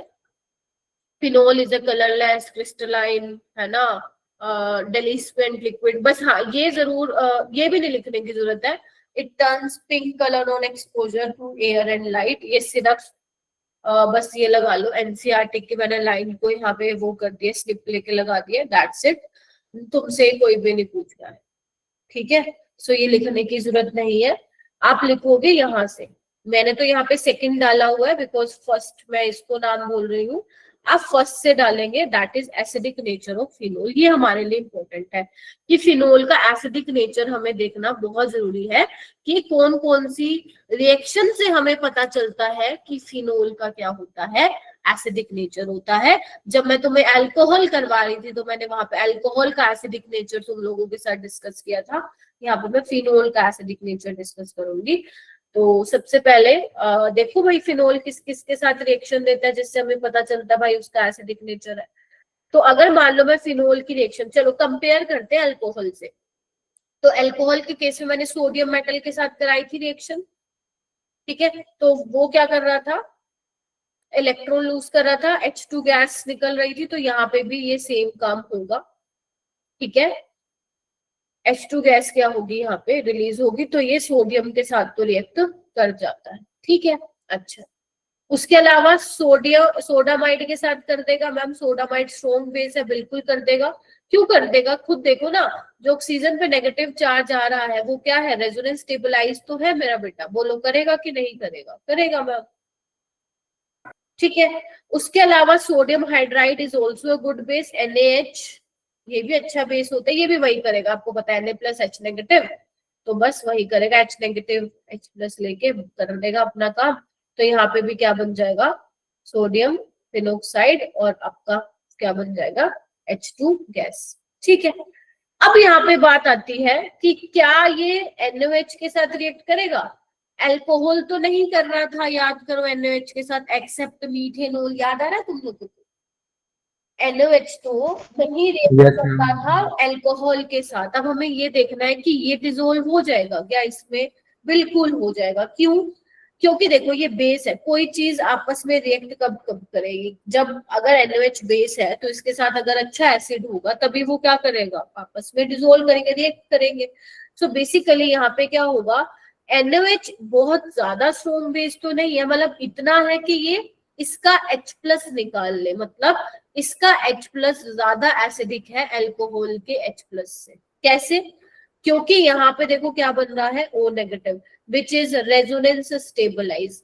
अल्कोहल के केस में जब ऑक्सीजन में नेगेटिव चार्ज आ रहा था तो वो रेजोनेंस स्टेबलाइज नहीं था, ऊपर से अल्काइल का इलेक्ट्रोनेगेटिव इफेक्ट उसको क्या कर रहा था, डिस्टेबलाइज कर रहा था। यस नो, तो इसीलिए यहाँ पे NaOH के साथ रिएक्शन हो जाती है, ठीक है जी, बोलो। अब बात आती है, क्या इसकी रिएक्शन सोडियम बाइकार्बोनेट के साथ होगी। अल्कोहल की हो रही थी क्या सोडियम बाइकार्बोनेट के साथ रिएक्शन, नहीं हो रही थी। फिनोल की भी नहीं होगी, क्यों, क्योंकि जब इसमें अगर तुम सोच रहे हो मैम फिनोक्साइड आयन बनाएंगे तो इसमें कार्बोनिक एसिड मिलेगा, और कार्बोनिक एसिड स्ट्रॉन्ग एसिड होता है फिनोल से, राइट। तो ये रिएक्शन यहाँ पे नहीं होगी। तो अगर मैं फिनोल की बात करूं तो अगर तुम NaOH सोडियम बाइकार्बोनेट के साथ रिएक्शन कराते हो तो वहां पे एफरवेसेंस नहीं निकलेगी। ये बात क्लियर हो गई तुम लोगों को। हाँ गौरव, हम अगर कोई स्ट्रॉन्ग एसिड है उससे अगर कोई वीक एसिड बनना है तो वो फिजिबल होगी रिएक्शन। मतलब अगर तुम कह रहे हो किसी स्ट्रॉन्ग एसिड की मैं रिएक्शन सोडियम बाइकार्बोनेट के साथ करा दूं तो वो फिजिबल होगी या नहीं, यही पूछ रहे हो। हाँ मैम ऐसी ही कुछ, मतलब कोई वो स्ट्रॉन्ग एसिड हो उसकी बिल्कुल रिएक्शन हो। होगी, बिल्कुल होगी। देखो फिनोल आपका एसिड है लेकिन स्ट्रॉन्ग एसिड नहीं है, this is a weak acid. NaOH के साथ रिएक्ट कर जाएगा, सोडियम बाइकार्बोनेट के साथ नहीं करेगा। अब इसका मतलब ये नहीं है कि कोई भी फिनोल सोडियम बाइकार्बोनेट के साथ रिएक्ट, अगर मान लो कोई ऐसा एसिड है जो फिनोल से स्ट्रॉन्ग एसिड है, मतलब जिसमें इतनी ताकत है कि वो एफरवेसेंस बना दे, जैसे आगे पढ़ाऊंगी वैसे मैं, बट अगर गौरव ने पूछ लिया तो मैं एक बार बता देती हूँ। अगर तुम ऑर्थोनाइट्रोफिनोल लेते हो और एक पैरानाइट्रोफिनोल लेते हो, तो जब एक्सपेरिमेंट करा जाता है ना तो ये देखा जाता है कि ऑर्थोनाइट्रोफिनोल तो सोडियम बाइकार्बोनेट के साथ रिएक्ट नहीं कर रहा है, पैरानाइट्रोफिनोल कर देता है। समझ रहे हो, मतलब ये इतना एसिडिक है कि ये सोडियम बाइकार्बोनेट के साथ रिएक्ट कर देता है। और जो पिक्रिक एसिड है which is even stronger acid than benzoic acid, तो पिक्रिक एसिड भी तुम्हारा जो है सोडियम बाइकार्बोनेट टेस्ट पॉजिटिव देता है। तो यहाँ पे तुम लोगों का ये क्वेश्चन हो सकता है, मैं हमें कैसे पता चलेगा कि कौन देगा कौन नहीं देगा, वो मैं ही बताऊंगी तुम लोगों को। आगे आने वाली क्लासेस में मैं तुम्हें लिस्ट बनवाऊंगी कि कौन सोडियम बाइकार्बोनेट के साथ टेस्ट देता है और कौन नहीं देता है, ठीक है।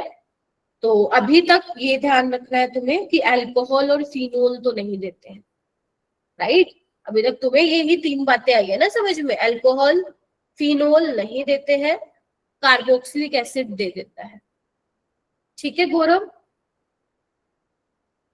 चलो छोड़ो इसको मैं, ठीक है। और जो ये एसिडिक कम है ज्यादा है, देखो जितना हमारे हाथ में होता है हम लोग पहचान लेते हैं कि ये स्ट्रॉन्ग एसिड है वीक एसिड है, रिएक्शन के थ्रू। लेकिन बहुत सारी चीजें ऐसी हैं जो ये डेटा जैसे आता है कि ये सोडियम बाइकार्बोनेट के साथ रिएक्ट करता है या नहीं करता, उनकी पीके देखी जाती है कि पीके वैल्यू कितनी है, क्योंकि आप लोगों को पता है जो पीके होता है वो एसिडिटी के इनवर्सली प्रोपोर्शन होता है ना। तो उनकी पीके निकाल के देखी जाती है और फिर कंपैरिजन किया जाता है और फिर पता लगता है कि भाई ये तो कर रहा है सोडियम बाइकार्बोनेट के साथ रिएक्ट, या ये तो नहीं कर रहा है NaOH के साथ रिएक्ट, राइट। पर अब हमें पीके दी जाए पेपर में या नहीं दी जाए, देखो वो तो बात की बात है, बट हमसे जितना हो पाएगा कि हम पहचान पाए कि ये रिएक्शन देगा या नहीं देगा, वो हम क्लास में ही सीख लेंगे। अभी तक यही करना है, तो ठीक है, बोलो।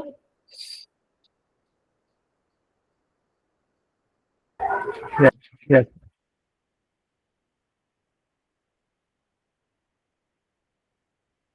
ओके, यहाँ पे एक मैंने क्वेश्चन भी लिखा हुआ था वैसे, why phenol is acidic than alcohol. कुछ बच्चे बिल्कुल भी जवाब नहीं दे रहे हैं, तो 15 बच्चों में भी इतने शांत है। सुमित बताना कि फिनोल ज्यादा एसिडिक क्यों है अल्कोहल से। मैम उसमें जो है रीअरेंजमेंट हो जाती है किसमें? फिनॉल में। कौन सी रीअरेंजमेंट होती है? मैम उसमें पाई इलेक्ट्रॉन होते हैं ना, तो ज्यादा एसिडिक होता है। किसने पढ़ाई है ये वाली केमिस्ट्री? मैंने तो नहीं पढ़ाई। पहली बात तो मेरे को यही समझ में ना आया जो तुमने रीअरेंजमेंट वर्ड यूज किया इसमें, और दूसरा जो तुम ये बोलो पाई इलेक्ट्रॉन एसिडिक होते हैं, कहाँ क्या हो रहा है मेरे को तो नहीं समझ में आ रहा। मैंने तो ऐसा कुछ नहीं बताया तुम्हें। तुम कैसे डिसाइड करते हो कोई चीज ज्यादा एसिडिक है? ध्यान ही नहीं है तो क्या होगा। आरएन क्यों एसिडिक है फिनोल? मैम क्योंकि अगर हम फिनॉल में से H निकालेंगे मैम, जो O के साथ लगा है, तो मैम वो रेजोनेंस में चले जाएगा, तो मैम वो स्टेबलाइज हो जाएगा। अगर आप यहाँ से H+ निकाल रहे हो तो जो ऑक्सीजन पे नेगेटिव चार्ज आएगा वो रेजोनेंस स्टेबलाइज है, जबकि इस केस में ऐसा नहीं है, ठीक है। ये स्टेबलाइज नहीं है रेजोनेंस से। तो आप यही तो चेक करते हो ना एसिडिटी में, तो बस इसलिए मैंने बोला फिनोल ज्यादा एसिडिक है अल्कोहल से। अच्छा, वाटर का क्या सीन है? अगर मेरे को एक वाटर भी ले लेना है बीच में, तो फिर मैं कैसे करूंगी उसको एक्सप्लेन? वाटर, वाटर, अच्छा ये बताओ, वाटर अल्कोहल से ज्यादा एसिडिक है या नहीं है? मैम है, है, अल्कोहल है। है। धनंजय क्यों है?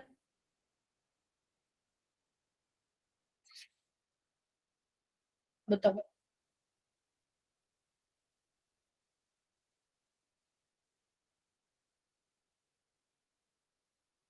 मैम एक क्वेश्चन दोबारा रिपीट करोगे आप? मैं कह रही हूँ वाटर अल्कोहल से ज्यादा एसिडिक है या नहीं, अगर है तो क्यों है, नहीं है तो क्यों नहीं है? पीर बख्श ने बोला था कि मैम है, तो बताओ क्यों है। मैम बिकॉज वाटर में जब H+ लूज कर देते हैं तो OH- फॉर्म करता है जो स्टेबल होता है। ठीक है, अच्छा, RO- नहीं होता है? मैम R का भी +I हो जाता है इसमें। ठीक है, ठीक बोला बिल्कुल इसने।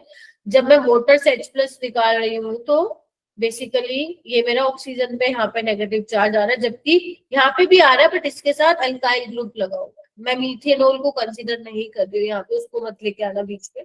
सिंपल नॉर्मल मैं अल्कोहल की बात कर रही हूँ। तो yes, water is more acidic than alcohol, ठीक है। तो यानी कि अल्कोहल तो फिनोल से तो पिछड़ ही गया था, वाटर से भी पिछड़, ठीक है। सो यस, ये आपको ध्यान रखना है। इसका एक्सप्लेनेशन मैंने यहाँ पे डाला हुआ है, this is for your notes. बाकी आपको यहाँ लिखने की जरूरत फिलहाल नहीं है, ठीक है, हो जाएगा। ठीक है, बस यस साइड में अच्छा था। यस क्या कहूँ, साइड हट जाऊं क्या? Ma'am slide. अच्छा, मैं सोची साइड हट जाऊं।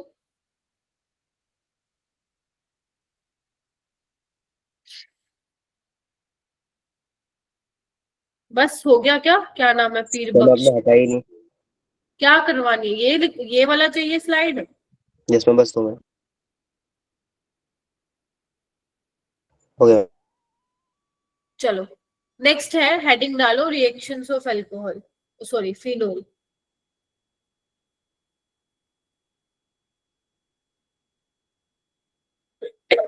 Esterification reaction. एस्टरिफिकेशन में क्या है भाई बताओ? एस्टर बनेगा, अल्कोहल में बनवाया था, ऐसे फिनोल में बनाना है। तो अगर मैं फिनोल बताऊं, देखो इसमें आप एसिड नहीं ले सकते हो, ये एसिटिक एसिड नहीं ले सकते हो। पता है क्यों? सुनो, पहली चीज, पहला रीजन इसका, हमें एस्टरिफिकेशन रिएक्शन के लिए दो चीजें देखनी होती थी, याद करो। रेट ऑफ एस्टरिफिकेशन किस पे डिपेंड कर रहा था अल्कोहल में? Electrophilicity of carbonyl carbon, nucleophilicity of alcohol, right? Same इसमें भी यही है, rate of esterification will depend on the electrophilicity of carbonyl carbon and nucleophilicity of phenol। तो यहाँ पे सबसे पहले मैं अगर इलेक्ट्रोफिलिसिटी की बात करूं तो पहली बात ये है कि जैसे ही ऑक्सीजन अपनी तरफ इलेक्ट्रॉन डेंसिटी विड्रॉ कर रहा है, तो जैसे ही कार्बन पे पॉजिटिव चार्ज आ रहा है, तो ये क्या कर रहा है? इलेक्ट्रॉन डोनेट तो कर ही रहा है, देखा जाए CH3 का प्लस आई इफेक्ट तो यहाँ पे लग ही रहा है ना। तो एक बात तो ये हो गई कि यहाँ पे इतनी ज्यादा इलेक्ट्रोफिलिसिटी नहीं है कार्बोनिल कार्बन की। ऊपर से जो ऑक्सीजन के लोन पेयर थे वो सारे के सारे अवेलेबल नहीं है इसके ऊपर अटैक करने के लिए, कुछ इसके रेजोनेंस में भी जा रहे हैं, यस और नो? ठीक है, तो ऑर्डिनरी कंडीशन में आप ये वाली रिएक्शन क्या करोगे? नहीं कराओ। जबकि अल्कोहल में ऐसा नहीं था, अल्कोहल में कोई लाइक ऑक्सीजन के लोन पेयर रेजोनेंस में नहीं जा रहे थे, इसीलिए वहां पे वो एस्टरिफिकेशन रिएक्शन वहां पे हो पा रही थी। ठीक है, समझ में आया कि क्यों रिएक्ट नहीं कर रहा है फिनोल इसके साथ? ठीक है, सो आपको कुछ ऐसा लेना पड़ेगा, देखो फिनोल के ठीक है ऑक्सीजन के लोन पेयर तो रेजोनेंस में जा रहे हैं, तो आपको कोई ऐसा लेना पड़ेगा बेसिकली रिएजेंट जिसमें इलेक्ट्रोफिलिसिटी ऑफ कार्बोनिल कार्बन ज्यादा अच्छी हो। तो क्या मैं ये ले सकती हूँ? बोलो यस और नो? Yes ma'am. क्यों ले सकती हूँ? बिकॉज यहाँ पे देखो क्या है, ठीक है यहाँ पे भी मैम CH3 लगा हुआ है, बट Cl का कैसा इफेक्ट है यहाँ पे? माइनस आई इफेक्ट है, तो वो क्या कर रहा है? इलेक्ट्रॉन को विड्रॉ कर रहा है, तो यहाँ पे अटैक हो जाएगा। तो अगर यहाँ पे अटैक हो जाएगा तो ये वाला H और Cl निकाल देना, तो यहाँ पे क्या हो जाएगा? OCO CH3। ठीक है, और अगर मैं pyridine बेस ले लूंगी तो वो HCl को क्या कर देगा? न्यूट्रलाइज कर देगा। तो एक तो फिनोल की इसके साथ रिएक्शन करवानी है, और किसके साथ करवा सकते हो? एसिटिक एनहाइड्राइड के साथ भी करवा सकते हो। कैसे करवाओगे? देखो वही अटैक करवाना है तुम्हें, ध्यान से देखो, फिर ये वापस आएगा और ये निकल जाएगा, तो यहाँ पे क्या मिलेगा तुम्हें? OCO CH3।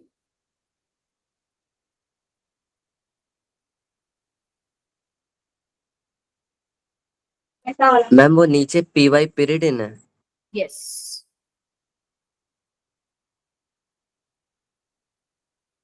तो फिनोल की ये दो रिएक्शन मतलब एस्टरिफिकेशन में, एक बस आपको यही ध्यान रखनी है, एसिटाइल क्लोराइड के साथ और एसिटिक एनहाइड्राइड के साथ। रिएक्शन डायरेक्ट नहीं पूछेगा आपसे, ये तो आगे काम आएंगे, इसलिए मैंने इस जगह पे बता दी, वैसे इसका इम्पोर्टेंट नहीं है। ठीक है, लिख लिया? संदीप हो गया क्या? श्रुति, साजिया, आरुष? यस। अच्छा आरुष भी नहीं गया है क्या? Yes sir. ठीक है, तुम्हारा भाई तो गया है, हर्षित। कॉलबेस स्किमिट रिएक्शन, कॉलबेस स्किमिट रिएक्शन। अच्छा, अब ये कॉलबेस इलेक्ट्रोलिसिस नहीं है, कॉलबेस इलेक्ट्रोलिसिस अलग रिएक्शन है जो हाइड्रोकार्बन में तुम पढ़ते हो, दिस इज डिफरेंट। सो कॉलबेस ये नेम रिएक्शन है तुम्हारी, कॉलबेस रिएक्शन जो है इसमें होता क्या है? देखो भाई, इसमें सैलिसिलिक एसिड बनता है। कैसे बनता है? पहले तो रिएक्शन देख लो, होता क्या है इसमें। इसमें हम फिनोल लेते हैं, फिनोल इज योर सबस्ट्रेट, और पहले हम स्टेप में NaOH डालते हैं, दूसरे स्टेप में हम क्या डालते हैं बेटा? CO2 डालते हैं इन द प्रेजेंस ऑफ H+, ठीक है। सो यहाँ पे आपको क्या मिलता है, एक मिलता है ऑर्थो सैलिसिलिक एसिड और एक मिलता है पैरा सैलिसिलिक एसिड। क्या बोला मैंने, लिख लो इसको। फिर इसका मैकेनिज्म सिलेबस में भी है, मतलब एनसीईआरटी में भी है, ऑर्थो सैलिसिलिक एसिड और पैरा सैलिसिलिक एसिड, ठीक है। अब इसमें ऑर्थो वाला मेजर होता है, मेरे मुंह से बड़ा कम ही सुना है तुम लोगों ने कि जिसमें ऑर्थो वाला मेजर हो। इसका रीजन क्या होता है मैं बताती हूँ आपको। और ये क्या होता है, बेसिकली माइनर होता है। ये क्या होता है आपका, माइनर होता है।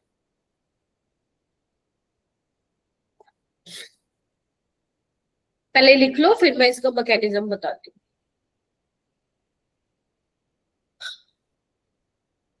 लिख लिया, चलिए। सो ठीक है, लिख लिया तो अच्छी बात है। आइए मैकेनिज्म बता, पहले देख लो मैकेनिज्म को, क्योंकि फिर तुम लोगों को डाउट्स आ जाते हैं। इधर देखो, सबसे पहले होता क्या है, सबसे पहले तुम फिनोल लेते हो, उसमें क्या डालते हो, NaOH। NaOH क्या करेगा, फिनोल के साथ रिएक्ट करेगा, अभी बताया था मैंने, है ना, सोडियम फिनोक्साइड बनाएगा, यस और नो। उसके बाद हम रिएक्शन कराते हैं CO2 के साथ। अब देखते हैं, तुम्हारे पास दो ऑप्शन है, या तो ऑक्सीजन का अटैक करा दो इस पे, क्योंकि बिकॉज दिस इज इलेक्ट्रोफिलिक, है ना, या फिर कार्बन का अटैक करा दो। तुम खुद सोच के देखो कि ऑक्सीजन को भेजूं या फिर कार्बन को भेजूं, क्या कहते हो, इसको भेजूं या फिर इसको भेजूं।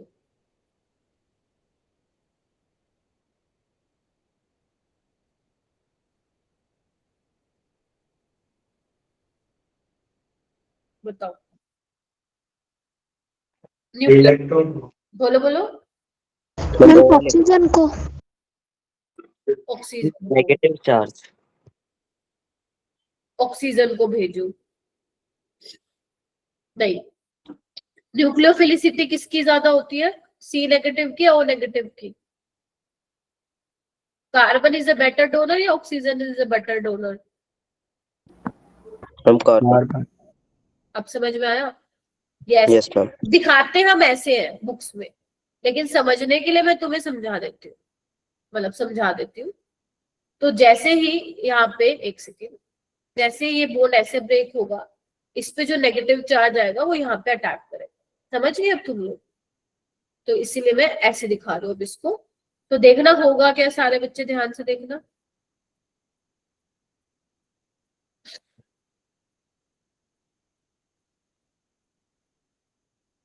CO नेगेटिव Na+, देख रहे हो, यस और नो, ठीक है, बोलो बोलो। यहाँ पे Yes, ma'am. एक सेकेंड, अब ठीक है। वो एरोमेटिसिटी तो मैंने लूज करा दी ना इस स्टेप पे। मैम एक बार दोबारा समझाना ये वाला। यहाँ पे नेगेटिव आएगा धनंजय, ये नेगेटिव यहाँ पे अटैक करेगा, कार्बन, कार्बन के साथ क्या डबल बॉन्ड हो, और ये O नेगेटिव में चेंज हो जाएगा, O नेगेटिव के साथ काउंटर आना आ जाएगा Na+, बिकॉज आपने NaOH लिया है, ओके ठीक है। मैम ठीक है। ये बॉन्ड मैंने ब्रेक करवाया इसीलिए यहाँ पे। अब देखो यहाँ पे होगा क्या, यहाँ पे तुम्हें एक चीज दिख रही है, ऑक्सीजन के पास लोन पेयर है, ऑक्सीजन छोटू है, Na+ भी छोटू है, इनके बीच में क्या होता है, कीलेशन होती है। क्या होता है, कीलेशन, सुना है ना वर्ड तुम लोगों ने, कीलेशन। किसके बीच में हो रही है कीलेशन, बिटवीन, बहुत इंपॉर्टेंट चीज है ये, chelation between lone pair of oxygen and Na+, तो इनके बीच में होती है कीलेशन। अब समझ में आया कि why orthosalicylic acid is a major product, ठीक है। तो ये आपको यहाँ पे कीलेशन दिखा दिया। नेक्स्ट स्टेप में क्या होता है, देखो आपने एरोमेटिसिटी लूज करवाई, अब भाई वापस देना पड़ेगा ना उसको, तो ये इस तरीके से एरोमेटिसिटी क्या कर लेता है, रीगेन कर लेता है, देख रहे हो। और हाइड्रोलिसिस करा के सब कुछ उसको वर्कअप करवा कर होके हमारे पास यहाँ पे क्या बन जाएगा, यहाँ पे बन जाएगा सैलिसिलिक एसिड, ऑर्थो वाला। पैरा वाला भी बनेगा बट बहुत कम अमाउंट में बनेगा। तो ऑर्थो सैलिसिलिक एसिड यहाँ पे क्या होता है, मेजर प्रोडक्ट होता है, ठीक है। और पैरा वाला माइनर होता है, ठीक है, हालांकि उसने अभी तक जेई में ये नहीं पूछा कि रिलेशन वाली चीज नहीं पूछी अभी तक, बट ये इसका रीजन होता है। तो रटना नहीं है कि वाई ऑर्थो इज मेजर। जितने भी मैं तुम लोगों को बताऊंगी कि ऑर्थो मेजर है, उसके पीछे का मैं रीजन बताऊंगी कि वाई ऑर्थो इज मेजर, तो इसका ये रीजन है। ठीक है, अब बात आती है, अगर मान लो मैं NaOH की जगह KOH ले लूं तो क्या होगा? अगर मैं बेटा KOH ले लेती हूँ ना, तो फिर वहां पे पैरा वाला मेजर हो जाएगा। क्या बोला मैंने? ये इतना लिख लिया तुम लोगों ने? जल्दी बताओ। Yes ma'am. देखो, जो किलेशन होती है ना, जैसे आपको दिख रहा है कि ऑक्सीजन के लोन पेयर Na+ के साथ किलेशन कर रहे हैं, जब मैं KOH ले लूंगी तो सोडियम की जगह आ जाएगा पोटेशियम, और पोटेशियम का साइज क्या होता है? सोडियम से बड़ा होता है, तो वो किलेशन में अच्छे से पार्टिसिपेट नहीं कर पाता है। छोटे छोटे के बीच में ज्यादा स्ट्रॉन्ग बॉन्डिंग होती है, तो बड़ा है ऑक्सीजन, छोटू है, तो इतना अच्छे से वो इंटरेक्ट नहीं कर पाएगा। इसीलिए अगर मैं KOH ले लेती हूँ, यहाँ पे आप लिख सकते हो, in case of potassium plus, यानी कि K+ अगर आप ले रहे हो Na+ की जगह, तो वहां पे पैरा अटैक होता है, मतलब पैरा वाला प्रोडक्ट क्या बनता है? मेजर बनता है। और मैकेनिज्म कैसे होता है मैं एक बार बता देती हूँ आप लोगों को।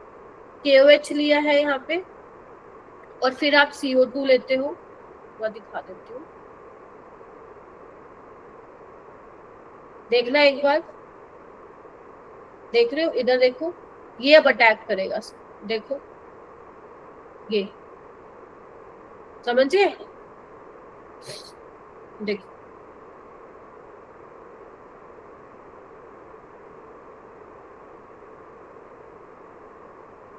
ठीक है क्या? देखना एक बार। और फिर एरोमेटिसिटी तुमने लूज करा दी, अब रीगेन करवा दो। ये गर्व है क्या क्लास में? गर्व नहीं है क्या? है, लगनी ना है। पहले देख लो, फिर पूछना जो तुम्हारे दिमाग में चल रहा है। मैं डायरेक्ट वर्कअप करवा के लिख रही हूँ, डायरेक्ट। ये वाला क्या बनता है इसमें major? Yes Abdullah. Ma'am CNaOH वाले में पैरावाल से क्यों नहीं हुई थी? कहाँ पे? मैम जहाँ पे हमने NaOH लिया था मैम, वहां पे पैरावाल से हमने क्यों नहीं करवाई थी? हो रहे थे क्या तुम अभी तक? यही तो बोल रही हूँ इतनी देर से, जब आप NaOH ले रहे हो तो यहाँ पे ऑक्सीजन के लोन पेयर और Na+ के बीच में किलेशन हो रही है, तो यहाँ पे ऑर्थो वाला क्या है? मेजर बन रहा है, और वहां पे K+ साइज में बड़ा है, जिसकी वजह से किलेशन वाला रोल यहाँ पे आ ही नहीं रहा, इस वजह से यहाँ पे पैरा वाला बनेगा और ऑर्थो वाला माइनर बनेगा। आप रिपल्शन वाला रीजन वहां पे दे सकते हो कि OH के रिस्पेक्ट में COH ऑर्थो पोजीशन पे है, तो there is a repulsion between two group, तो इसीलिए ऑर्थो वाला क्या होगा? वहां पे माइनर होगा। ठीक है, लिख लिया? अब इसमें से मैम पेपर में कौन सा आएगा? पेपर में तो यही आएगा, पेपर में तो सिंपल आएगा, वो तुमसे कोई किलेशन विलेशन नहीं पूछने वाला है। और पेपर में तुम्हें पता है कि नेम रिएक्शन पे डायरेक्ट सवाल आता है अगर आएगा तो, या फिर किसी में रिएजेंट आए, और जब नेम रिएक्शन का डायरेक्ट सवाल आता है तो वो तुम्हें सबस्ट्रेट दे देगा, तुम्हें रिएजेंट दे देगा, तुम्हें सिर्फ प्रोडक्ट पहचानना है क्या बनेगा, या फिर वो तुम्हें सबस्ट्रेट दे देगा, प्रोडक्ट बना के दे देगा, तुम्हें ये पता लगाना है कि कौन से रिएजेंट यूज करोगे सो दैट वो प्रोडक्ट तुम्हारा बन जाए। ठीक है, उसके बाद आती है तुम्हारी नेक्स्ट रिएक्शन, मेरे ख्याल से लास्ट ही है, मतलब आज की क्लास की, रीमर टीमन रिएक्शन। रीमर टीमन रिएक्शन आपकी दूसरी नेम रिएक्शन है आज की क्लास की। ये पेपर में तुम्हारे बोर्ड्स में तो 101% आती है, हर साल आती है। शॉर्ट नोट आ सकता है या फिर MCQ में आ सकता है, या जैसे भी उसको देना हो वो देगा, ये वाली रिएक्शन आती ही आती है। अब यहाँ पे क्या होता है, ये भी फिनोल के साथ ही ट्रीट करवाते हैं हम, और इसमें जो रिएजेंट हम लेते हैं बेटा, क्लोरोफॉर्म लेते हो, सोडियम हाइड्रोक्साइड लेते हो, और फिर बाद में हम क्या करवा देते हैं, इसकी वाटर यानी कि हाइड्रोलिसिस करा देते हैं। ठीक है, सो यहाँ पे जो हमें प्रोडक्ट मिलता है वो क्या बनता है? सैलिसिल्डिहाइड बनता है। क्या बनता है? सैलिसिल्डिहाइड यहाँ पे बनता है। ऑर्थो वाला बनता है और एक पैरा वाला बनता है। अब इसमें भी पैरा वाला माइनर होता है और ऑर्थो वाला मेजर होता है। इसका रीजन क्या है? इसका रीजन है इंट्रामोलिकुलर हाइड्रोजन बॉन्डिंग हो रही है इन दोनों के बीच में। देख पा रहे हो आप लोग? देखो, यस मैम। तो इंट्रामोलिकुलर हाइड्रोजन बॉन्डिंग होने की वजह से ऑर्थो वाला क्या होता है, यहाँ पे मेजर बनता है, और पैरा वाला यहाँ पे क्या बनता है? माइनर बनता है। ये तो मैंने सिंपल डायरेक्ट रिएक्शन बता दी कि ये होता है रेमर-टीमन में। अब बात आती है इसका मैकेनिज्म क्या है। मैकेनिज्म थोड़ा सा इसका डिफरेंट है, मतलब नई चीज है इसमें थोड़ी सी, बट मुश्किल नहीं है। तो इसमें होता क्या है देख लो पहले। सबसे पहले स्टेप में इसमें क्या होता है, हमारा इलेक्ट्रोफाइल जनरेट होता है। मेरे पास क्या है? CHCl3 है, राइट। तो सबसे पहले क्या होता है, NOH भैया जी आते हैं और ये इतना एसिडिक प्रोटोन है बेटा, यहाँ से H+ निकल जाता है और देखो क्या बन जाता है। यहाँ पे H+ निकलेगा तो क्या आएगा कार्बन पे? बोलो, नेगेटिव चार्ज आएगा। अब ये स्टेबल है, कोई चीज ऐसे तो नहीं बनेगी, स्टेबल है। क्यों स्टेबल है? देखो ना, कार्बन के पास क्या है? वैकेंट d ऑर्बिटल है, उसमें ये क्या कर रहा है? डीलोकलाइजेशन कर सकता है। देख रहे हो? तो ये काफी स्टेबल है बैक बॉन्डिंग की वजह से। और Cl एक अच्छा लिविंग ग्रुप भी है। तो अगर Cl अच्छा लिविंग ग्रुप है तो नेक्स्ट केस में, मतलब नेक्स्ट स्टेप में क्या हो जाता है, ये बाहर निकल जाता है। अब ये बाहर निकल जाता है तो कार्बन के पास कितने इलेक्ट्रॉन बचे? देखना एक बार। नेगेटिव का मतलब 2 इलेक्ट्रॉन है और CCl2, यानी कि 6 इलेक्ट्रॉन स्पीसीज बन गई है। बताओ, अगर ये 6 इलेक्ट्रॉन स्पीसीज बन गई तो ये हमारा क्या है? इलेक्ट्रॉन डेफिशिएंट हो गया है। यस और नो? और यही क्या होता है, रीमर-टीमन रिएक्शन का इलेक्ट्रोफाइल होता है। बोलो, इतनी बात समझ में आई कि क्लोरोफॉर्म के साथ NOH ने क्या किया? बताइए। ठीक है, सिंपल H+ निकाला, बेस था, एसिड बेस रिएक्शन, फिर आपका एक कार्बन आयन बना, फिर उसके बाद Cl बाहर निकला और कार्बीन, इसको हम बोलते हैं डाइक्लोरोकार्बीन। डाइक्लोरोकार्बीन। इसमें कई बुक्स में लिखा होता है कि इलेक्ट्रोफाइल तो है ही है और ये रिएक्शन का इंटरमीडिएट भी है। तो कंफ्यूज मत होना अगर कहीं पे तुम बुक्स में देख लो इसको। हो गया ये इतना। अब आगे चलो, आगे क्या होता है नेक्स्ट केस में। पहले तो तुमने इलेक्ट्रोफाइल जनरेट कर लिया, अब तुम्हें क्या करना है, फिनोल की रिएक्शन इसी के साथ करानी है। ध्यान से देखेंगे, पहले देख लो फिर उतारना। अब एक बात बताओ, ये क्या है आपका? क्या बोलते हैं, इलेक्ट्रोफाइल है। ठीक है, अब इलेक्ट्रोफाइल है तो यहाँ पे होगा क्या? ध्यान से देखो, ये अटैक करेगा यहाँ पे। बोलो, ठीक है क्या? बोलो। यस। और वैसे क्या होता है, अगर मैं तुम्हें थोड़ा सा और लाइक डिटेल में बताऊं तो यहाँ पे पहले NOH के साथ रिएक्शन तुम करवा सकते हो। अगर मैं बिल्कुल एक एक स्टेप करके बताऊं तो, क्योंकि NOH भी है तो सबसे पहले फिनोक्साइड आयन यहाँ पे बनता है, फिर उसके बाद इस कार्बीन के साथ क्या होती है, रिएक्शन होती है। तो बस इसने अटैक करवाया तो देखना बनेगा क्या। ध्यान से देखना बेटा एक बार।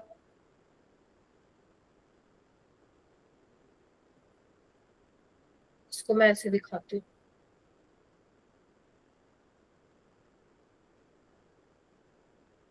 देखो, अच्छा देखना, कार्बन ने इलेक्ट्रॉन लिए बिकॉज इलेक्ट्रॉन एफिशिएंट था, नेगेटिव आएगा इसके ऊपर। बोलो, Cl बोलो, यस और नो? अब यहाँ पे तुमने क्या किया, रिंग की एरोमेटिसिटी डिस्टर्ब करा दी, तो होगा क्या? इधर देखो ध्यान से, ये नेगेटिव H+ लेगा, पहले देख लो, ये वापस आएगा और ये ऐसे को चला जाएगा। क्या किया समझे?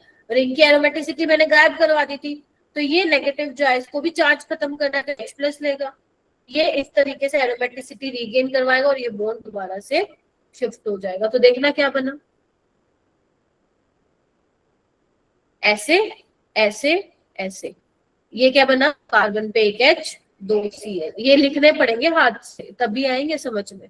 और यहाँ पे O नेगेटिव प्लस, और एनसीईआरटी में इसको ही क्या बोला गया है, इंटरमीडिएट बोला हुआ।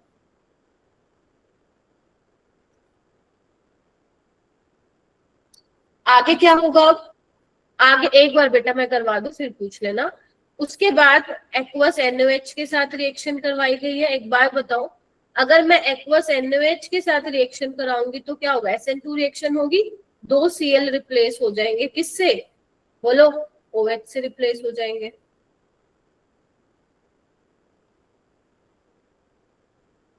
ठीक है, और आपको पता है एक कार्बन पे 2 OH स्टेबल नहीं होते हैं, पानी निकाल देना और वही क्या करेगा, वर्कअप भी करवा देगा।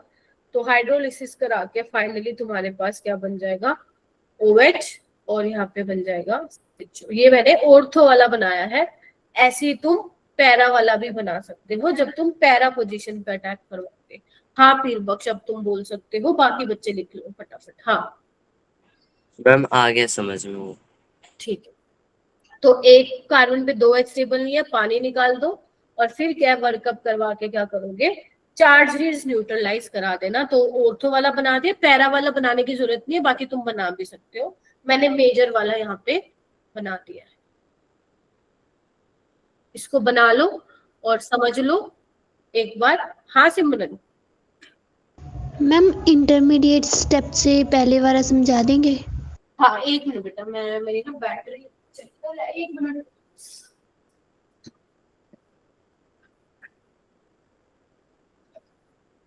फ्री टाइम जब जैसे ही मिलेगा तुम लोगों को जिनके पेपर चल रहे हैं तो प्लीज ये करके देखना। देखो इस स्टेप में क्या हुआ है सिमरन, देखो ये अपना जो इलेक्ट्रोफाइल था ये इलेक्ट्रॉन डेफिशिएंट था, तो ये इलेक्ट्रॉन डेंसिटी इसको मिली तो इस पे नेगेटिव चार्ज ले।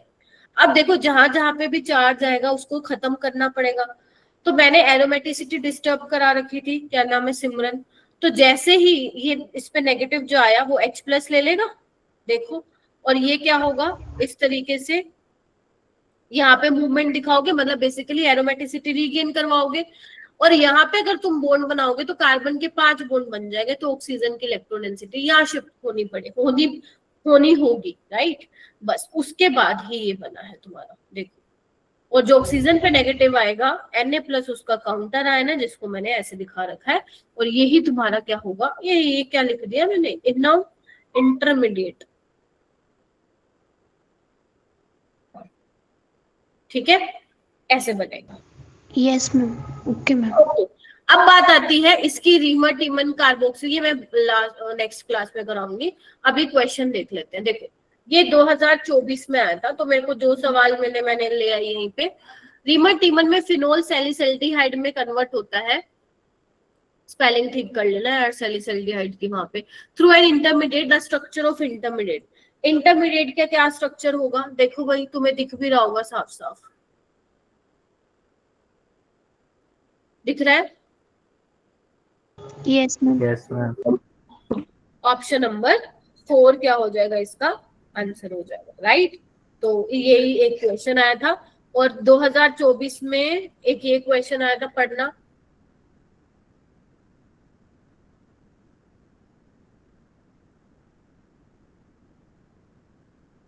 प्लीज सारे बच्चे पार्टिसिपेट करो। पीके वैल्यू फिनोल की 10 है और इथेनॉल की 15.9 है। क्या ये चीज ठीक लिखी हुई है इन्होंने? Yes ma'am. पीके कम का मतलब क्या है, एसिड याद, एसिडिक वो ज्यादा, बिल्कुल ठीक है। अब देखो हमें एक्सपेरिमेंटल वैल्यूज का तो नहीं पता, बट ये पता है इसकी कम आएगी इसकी ज्यादा आएगी, ठीक है। और इथेनॉल स्ट्रॉन्गर एसिड है, ये गलत हो गया, तो ए ठीक है और आर गलत है। सो आसान सवाल आते हैं, ठीक है। चलिए आइए, ये देखो, salicylaldehyde is synthesized from phenol when reacted with. देखो हम लोग क्या लेते हैं जब फिनोल से सैलिसल्डिहाइड बनता है, तो सुमित क्या लेते हैं हम, संदीप, सुमित, गौरव, गर्व, गर्व तो अपनी दुनिया में रहता है, पता नहीं मैकेनिज्म ड्रॉ कर रहा है वो। हाँ गौरव, मैम बता रहा हूँ अभी। बता, क्या लिखा ही नहीं है तुमने? 8 बच्चे ही सुन रहे हैं पूरी क्लास को, शर्म ही नहीं आ रही। मैम लिखा है साजिया, मैम। साजिया बताओ सेकंड ऑप्शन, कौन सा? Second option. ये कहाँ लेते हैं बेटा, इसमें तो सैलिसिलिक एसिड बनता है ना। सैलिसल्डिहाइड किससे बनता है? गर्व। हाँ ऑप्शन है। मैम ऑप्शन 4 से। हाँ ऑप्शन 4 से बनता है। 18 बताओ, फिनोल ट्रीटेड विद क्लोरोफॉर्म। ये देखो, ये देखिए इधर, 29 जनवरी 2024 इवनिंग शिफ्ट, 30 जनवरी इवनिंग 2024। तो प्लीज ये चीज ध्यान रखना, जनवरी में तुम्हारे दोस्तों के जो पेपर होंगे और तुम्हारा अगले दिन है तो पूरा उसका पढ़ के जाना पेपर। इवन लाइव डिस्कशन भी होते हैं यहाँ पे संडे को, या जब भी पेपर होता है बच्चों का, तो प्लीज वो पढ़ना, तुम्हें फायदा मिलेगा। तो इसमें क्या लिखा हुआ? Phenol treated with chloroform in the presence of sodium hydroxide which further hydrolyse in the presence of N acid, क्या बनेगा? Ma'am fourth option. फोर्थ, इसका इन्होंने क्या दे दिया? आयुपेक नेम दे दिया। ठीक है, ये आपका वो बेंजीन 1,2 डायोल है, कैटिकोल। बेंजीन 1,3 डायोल तुम्हारा क्या है? रिसोर्सिनोल। और सैलिसिलिक एसिड क्या है? 2 हाइड्रोक्सी बेंजोइक एसिड। ठीक है, ये देखो 2023 में, in the cumene to phenol preparation in the presence of air the intermediate is. Gaurav, which intermediate is formed? Ma'am fourth. हाँ, क्यूमीन हाइड्रोपेरोक्साइड। तो अगर ऐसे क्वेश्चन आ जाते हैं तो हमें वो पकड़ लेने हैं क्वेश्चंस को, है ना। ये वाला तुम घर करोगे, घर से करोगे। पहले मैं कल आते ही क्लास में करवाऊंगी, बहुत अच्छा क्वेश्चन है ये। ठीक है,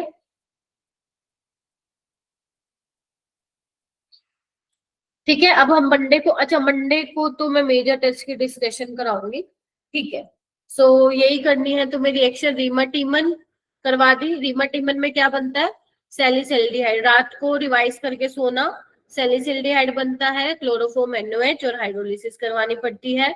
कॉलबेज में सैलिसिलिक एसिड बनता है। क्या लेते हो कॉलबेज में? NOH और CO2 लेते हो, फिर हाइड्रोलिसिस करवा देते हो। ठीक है, बस मैंने शायद 2 ही नेम रिएक्शन करवाई है क्या? हाँ, मैम एक बार लास्ट वाले क्वेश्चन दिखा देते।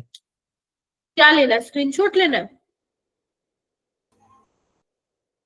एसिडिक नेचर में क्या बताना है? एसिडिक नेचर में मेन तुम्हें ये ध्यान रखना है, फिनोल NOH के साथ रिएक्शन दे देता है, लेकिन सोडियम बाइकार्बोनेट के साथ नहीं देता है। सोडियम बाइकार्बोनेट के साथ वही देगा जो अच्छा खासा क्या होगा? एसिडिक होगा। कौन कौन देगा वो मैं बाद में लिस्ट बनवा दूंगी, बट अभी के लिए फिनोल नहीं देता, अल्कोहल नहीं देता है, एसिड दे देता है। ठीक है, तो ये चीज इंपॉर्टेंट है। और क्यूमीन बिल्कुल बहुत इंपॉर्टेंट है। क्यूमीन की रिएक्शन करवाओगे O2 सनलाइट की प्रेजेंस में, पहले क्यूमीन हाइड्रोपेरोक्साइड बनेगा। हाइड्रोलिसिस के बाद तुम्हें फिनोल और एसीटोन मिलेगा। आज ये पढ़ना है और प्लीज लिखना है याद करके। सैलिसिलिक एसिड से बना सकते हो फिनोल, एनिलीन से बना सकते हो, बेंजीन से बना सकते हो, डोस प्रोसेस से। तो आज मैंने जितना भी करवाया है वो सारे क्वेश्चन तुम्हारे जेईई में कभी ना कभी आए हुए हैं, तो इतना मुश्किल नहीं है फिनोल। इसको अच्छे से जितना मैंने पढ़ाया